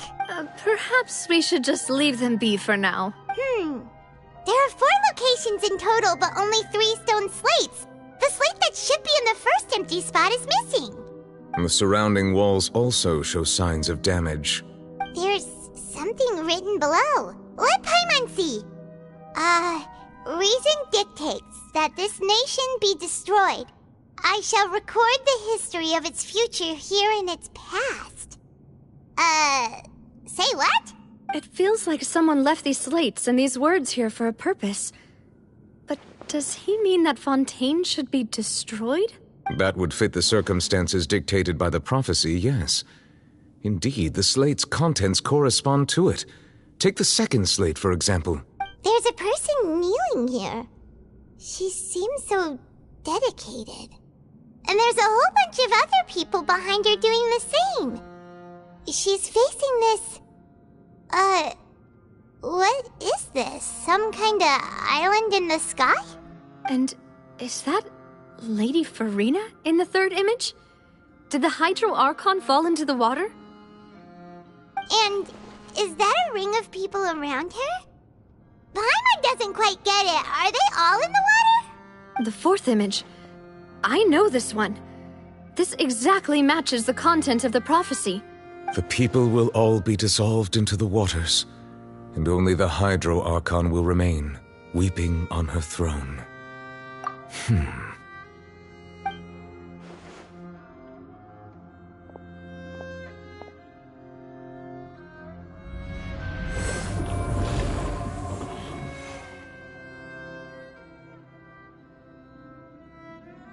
More it, most likely due to us missing the first slate. I am very sorry. Don't blame yourself, Monsieur Neuvillette. Deciphering ancient stone slates isn't one of your duties. Ooh, Paimon's getting the chills just looking at these slates. This says that it's the history of the future, right? That means the prophecy's sure to come true. I really hope it doesn't mean that. Still, Paimon feels like these images are kind of weird when you look at them together.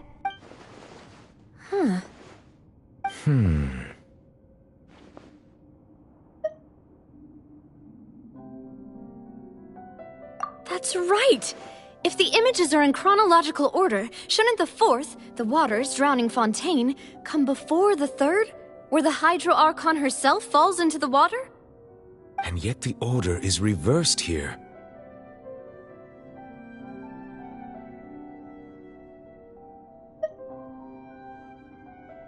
If we go by timing, Lady Farina only emerges in the third image. That means that the person in the second image might be the previous Hydro Archon. Egeria, then. I had never met her, but her appearance here does match the records. The previous Archon kneeling before the floating island in the skies, as if confessing a sin. Did she herself commit that sin? And if not, why would she be in such a posture? Also, I'm still wondering why these ancient stone slates are here at all. Judging from their contents, could this place be the origin of the prophecy? Does that mean that someone, or some people, once saw these slates? But who would have created these slates and left these words here? It seems that any further clues will have to come from Farina. In that case, there's no time to lose. There's nothing else to be gained here, so let's head back first. Yeah, we better get somewhere safe for now.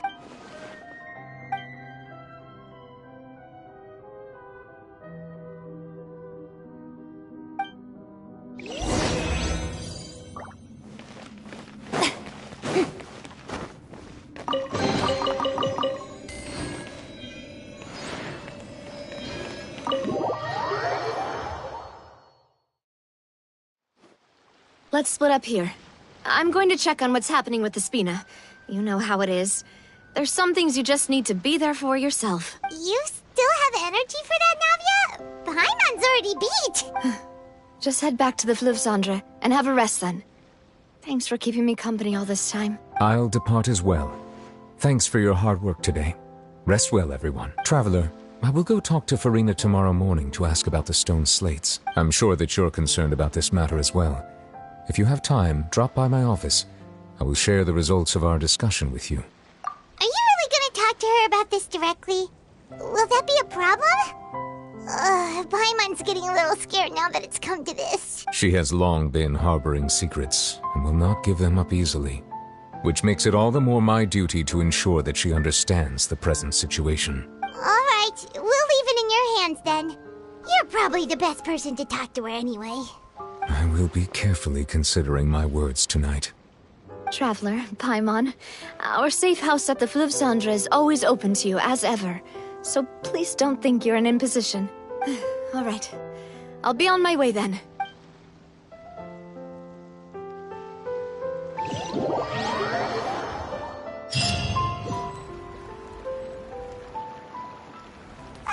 We're finally back! Welcome back. We've got a special menu prepared for you two tonight. Yay! And there's good food too! No, the boss is the best. Ooh, desserts! Nice! These are all Paimon's! Paimon's already starting to forget what happened today. Oh, that voice. Is that who I think it is?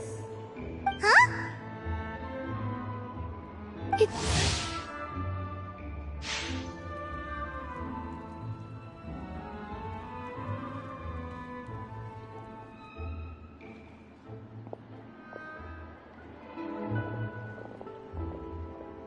Mona?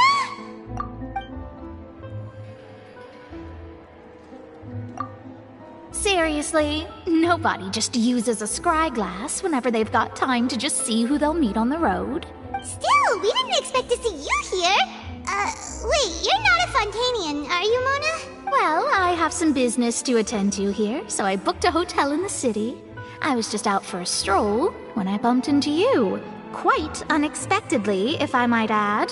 Why did you think I was from Fontaine, though? Is that because Magistus doesn't sound much like a Mondstadter surname? Yeah, let's go with that. Well, I used to have my own surname, which was, well, some other thing. Either way, the old hag told me when she took me as her disciple that the first step to being a great astrologist's pupil was to change that name. There was nothing for it, really. She really is amazing at astrology, so I changed my name to what it is now according to her wishes. To my surprise, however, Magistus is not the name of some ancient house or clan. It isn't? Nope. Although it is used by us in place of surnames, it generally just means great. Wow! Imagine including a boast in your name. Wait, are you gonna have to put that into your genealogy as well? I reckon so. In any case, I'd give my disciple a name like this as well, if I were to take one. Astromancer Barbeloth Trismegistus. Whoa, that's a long one. Does it also mean great or something? My name means Mona the Great Astrologist.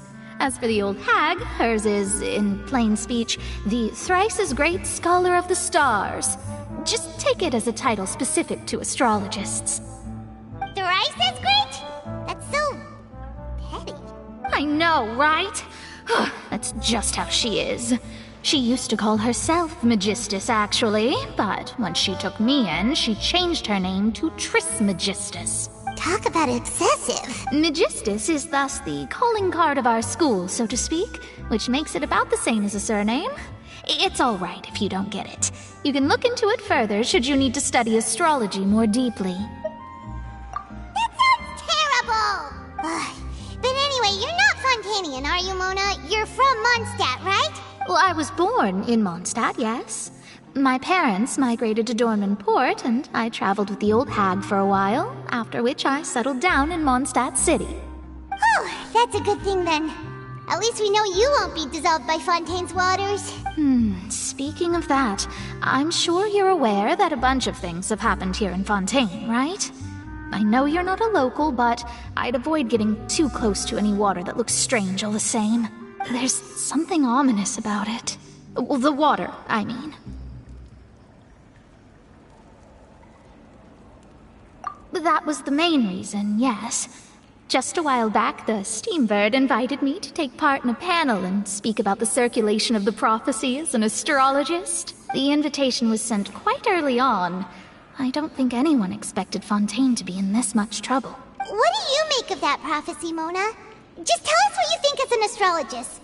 Your word would go a long way to make things more certain and less scary. What I can tell you is that I'm an astrologist, and that this prophecy concerns the fate of Fontaine, even that of Ultivat. Ascertaining this is akin to reading the fortune of the whole world. I'm afraid that this is not something that just anyone can do. If I could do it, you would no longer call me an astrologist, but a visionary. But on the flip side, the prophecy is so huge and powerful that it must surely come from a powerful visionary. Its contents involve the fate of the world. Disregarding it would be a mistake. A visionary? Sounds really powerful and all, but does such a person really exist? Of course. The old hag could do it, and I'd bet there are others amongst those Hexenzirkel colleagues of hers who could do something similar. Huh? Are you sure? All right, I'll help you. It isn't often that I see you with such a serious look on your face. I'll tell you once I hear back from her. Thanks, Mona! You're amazing as always! Oh, well, this is something only I can do after all. So yes, your praises are quite welcome. That's the greatest of astrologists for you! Of all the people we know, you know the star's the best! Indeed, indeed. That's the spirit. Oh, sorry. I came to see what all the commotion was about. If there's anything you need, do not hesitate to inform the Spina di Rosula. Oh, whoops. Guess we were getting a little too carried away there. Well, I'll go tend to my own business now. If I receive any news, I'll be sure to come find you two again. And there she goes, quick as rushing water. And here we are with the Spina guy giving us suspicious looks. Right, but we were able to recruit Mona's help, didn't we? Our Fontanian friends will thank us someday.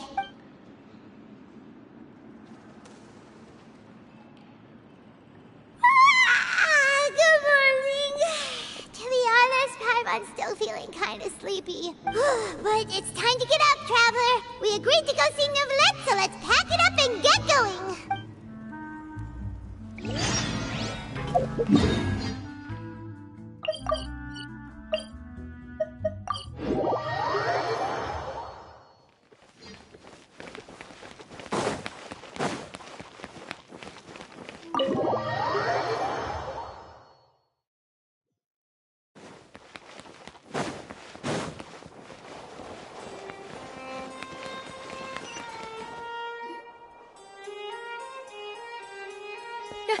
You're here! Finally! Is something wrong? Monsieur Neuvillette and Lady Farina, they seem to have gotten into a dispute. Please go see for yourself.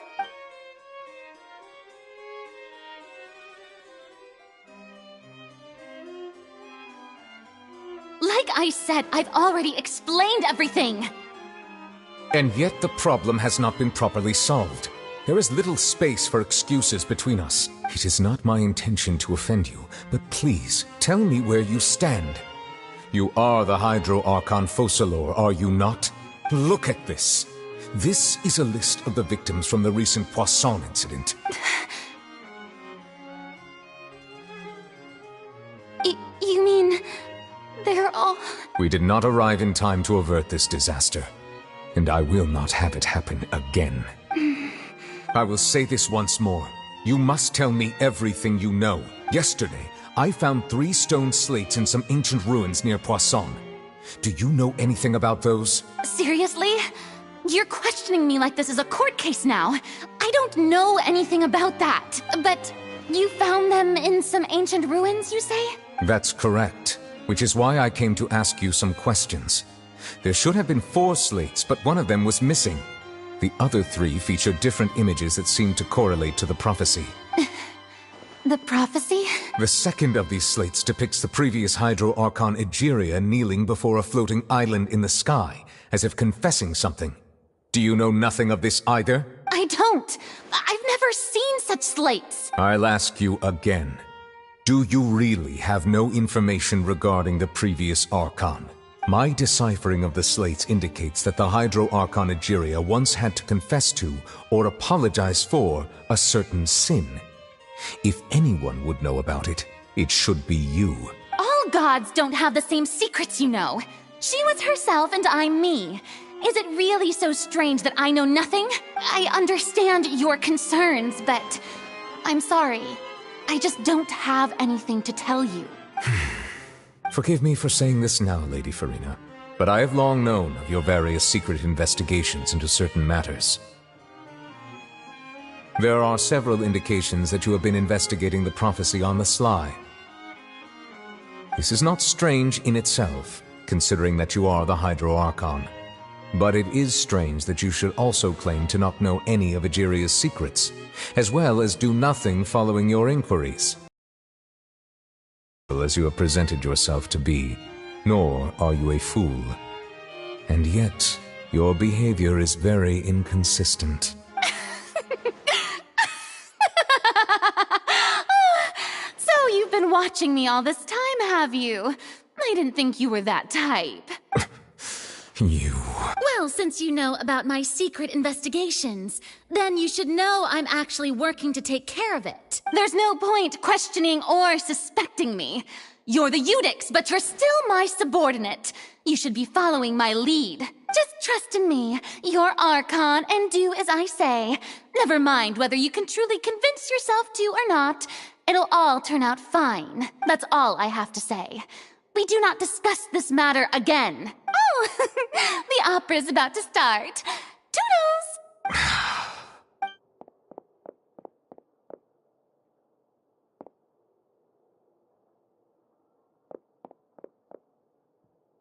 Did Farina not notice us standing by the door? Wonder what's up with her. She was smiling. Huh. She didn't seem in the mood to care if we were listening in or not. I assume you've been outside for a while now? Oh! You noticed! Seems Farina didn't even realize we were here. She was in a great panic, though I cannot discern the reason. Our discussion reached impasses time and again, a state of affairs that we cannot allow to continue. Still, I do not understand. Dialogue is the basis for understanding, so why did she keep refusing to engage? Everyone in her inner circle has noticed that she is hiding some secret. The issue is her attitude. I fear that she will not reveal anything unless absolutely forced to. We may have to create a situation in which she will have no choice but to speak. Oh? Like what? Normally, people will only reveal the truth when standing trial. Perhaps we must have the Hydro Archon experience just such a scenario. But Farina's seen so many trials, and she's really good at dodging questions. How do we make sure that she won't just slip away at the first chance she gets? We will need to consider this thoroughly, join forces with various parties, and then do what we can. If at all possible, I would prefer to recuse myself from this affair, but we must prevent the prophecy from coming to pass. This may be cruel to her, but all Fontaine is in crisis. The information a god possesses is too precious, and so we must take a chance on this. But who will lend us their aid to do such a thing?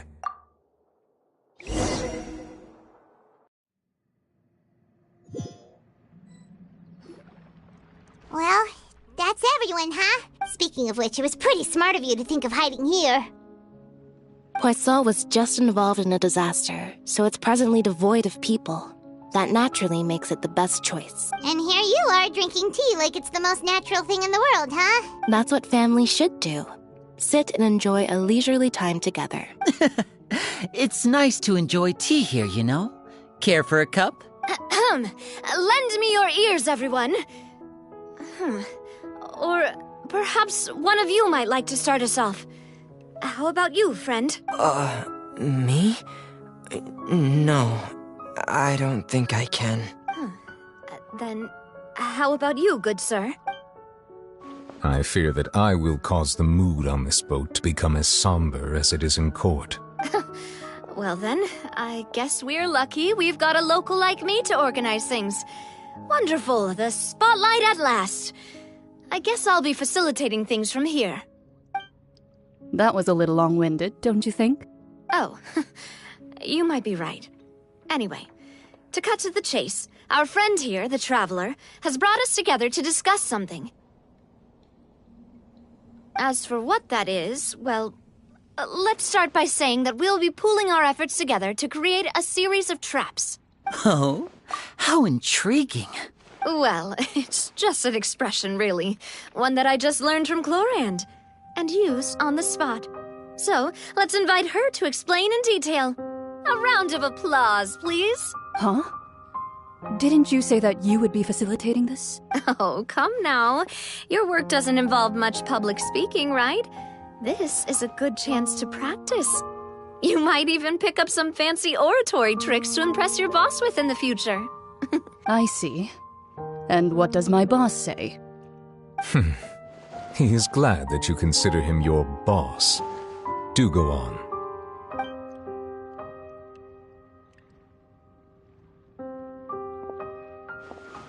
In that case, do any of you have experience hunting? Not that I recall. Fremine and I once used a wooden stick in a basket to catch wild rabbits when we were younger. As for Lynette, oh, right. You were sick that day, weren't you? I've also gone diving to catch some fish before. Does that count? I'm afraid not. You may or may not have heard, but Fontaine once played host to a group known as the Marechaussee Hunters. Though that was their name, they did not hunt animals, but rather various monsters left behind by the ancient dynasty of King Remus. Today, Fontaine's monster population has already thinned greatly, so the hunters have blended back into society, taking up arms in other lines of work. They even left a unique methodology of hunting in their wake. A trap comprises of the following components: bait, a trigger, and a containment device. Sometimes a lethal implement will also be necessary to deal with the prey. So, if we were to build a trap together, right now, what would you choose to build it with? For me, I would prefer something basket-shaped. Pigeons and rabbits will see the bait and naturally enter the snare. Our line of work requires a deft hand, and we're some of the best in the industry, so you can count on our techniques. You used some of those techniques while moving the people of Poisson, didn't you? My subordinates mentioned that you even performed some magic for the bawling children. Yes, and I even managed to gather some intelligence in the meantime. I'm quite the multitasker if I do say so myself. I'm afraid I can't claim that as my strong suit.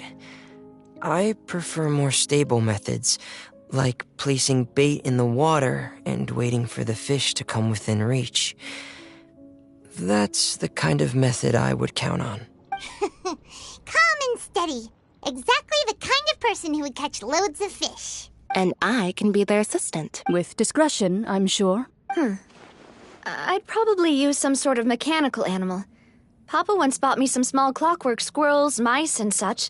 When placed in the forest, they can attract others of their kind. I remember that you liked those too, didn't you? I did.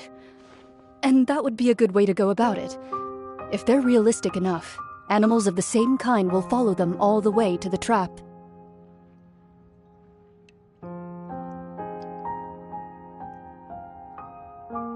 What about you, Monsieur Neuvillette? I fear I do not have any related experience. That makes sense.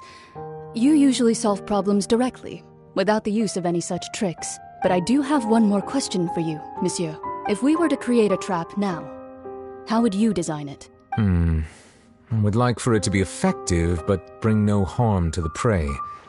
A more gentle trap would be ideal. Kind, as always. However, our intention doesn't necessarily change the containment device and the type of implement we need. If we wanted to kill the prey in one strike, we would need a powerful implement. However, that also goes for prey that must be captured and safely contained. Wait, why is that? Only a hunter who's a true expert at subduing their prey can snare it without harming it. The line that divides life and death is often exceedingly thin.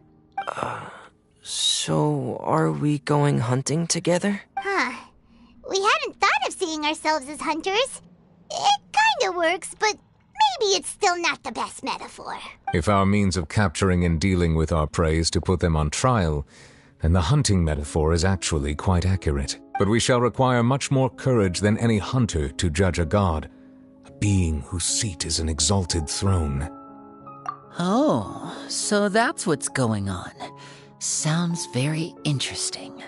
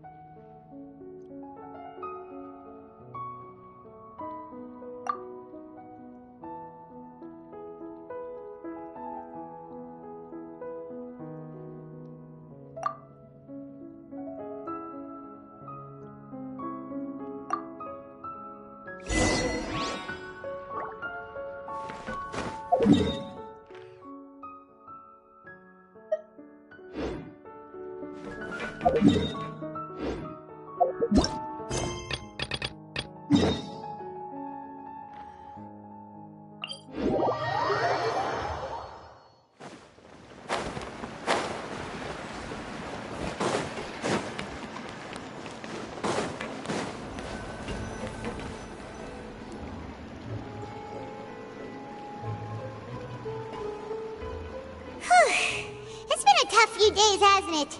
So much has been happening. Paimon didn't think the meetings would go on for so long, but everyone seemed pretty fired up, huh? Paimon thought they'd be at least a little frightened. Well, Fremine was, now that Paimon thinks about it, but everyone else just looked a little surprised. Well, it's hard to say. Paimon doesn't have any experience with this sort of thing. But with you around, Paimon sure will do great. After all, you're the most reliable person in the world, aren't you? Did you just pour some tea? Paimon didn't notice you doing that at all. Then what's that? Paimon's never seen that cup before.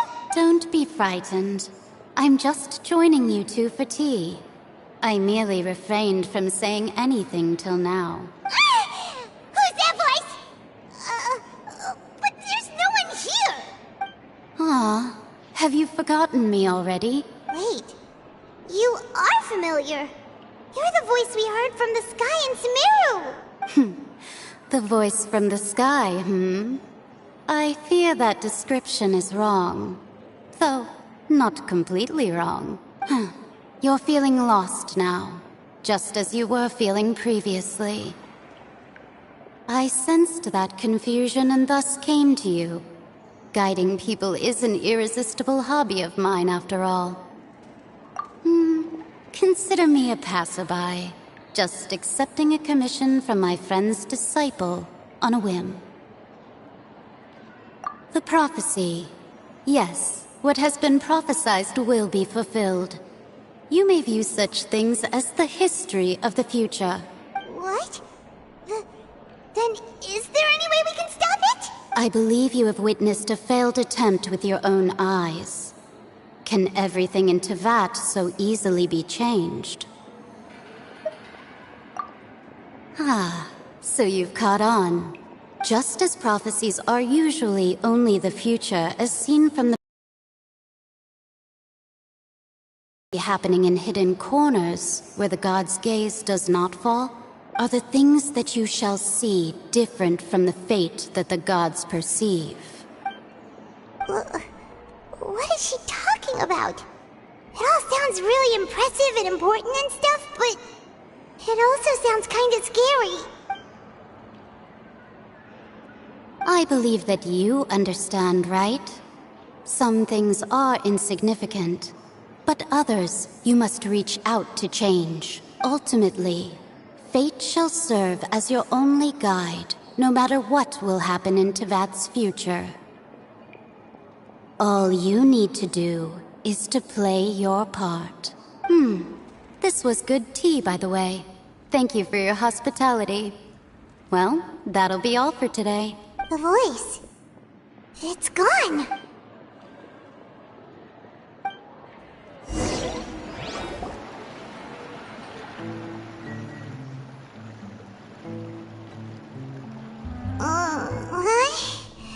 I might hear someone talking. Alright, coming! Hey, it's you who's getting lazy, okay? Well, I see I've walked in on some lively banter. Mona! Fine, just fine. I went to take part in that Steambird panel I expected. Not all Fontanians are pessimistic about this. One journalist mentioned that sitting around and waiting for the end to come would be wrong, and that they should make their own rescue preparations. I agreed, so we had a brief chat with her. Did she have pink hair by any chance? Why, yes, it was Charlotte. I assume you've heard of her, no? That daredevil journalist? I'm in full support of her view. Prophecies are very important, but how can people allow their lives to be commandeered by just a few words?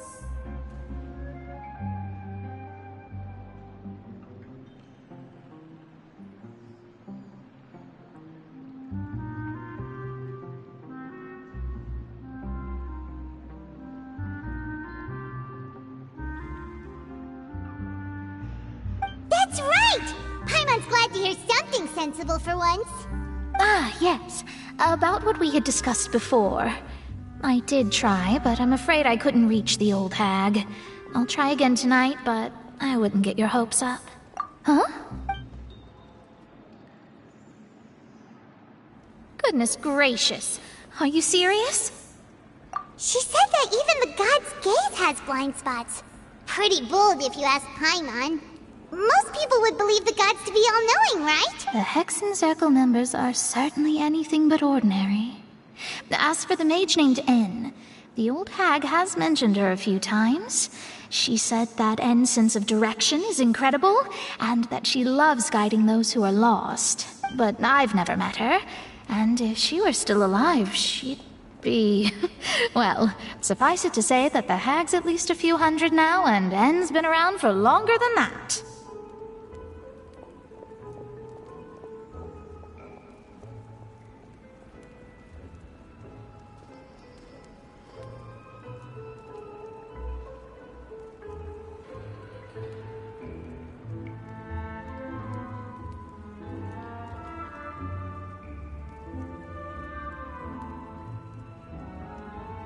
Whoa, the Hexen Zirkel sounds like a scary group.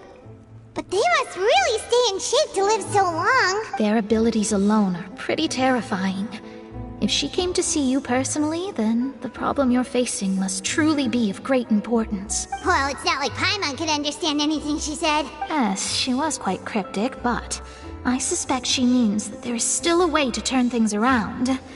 She didn't say when or what that would be, though, so perhaps it is something that you cannot know right now.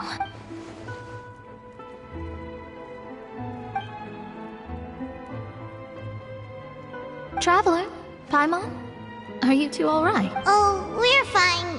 We're just a little down right now.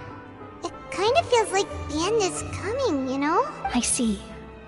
I feel that same sense of desperation, too. I guess you could consider me someone who has often witnessed fate.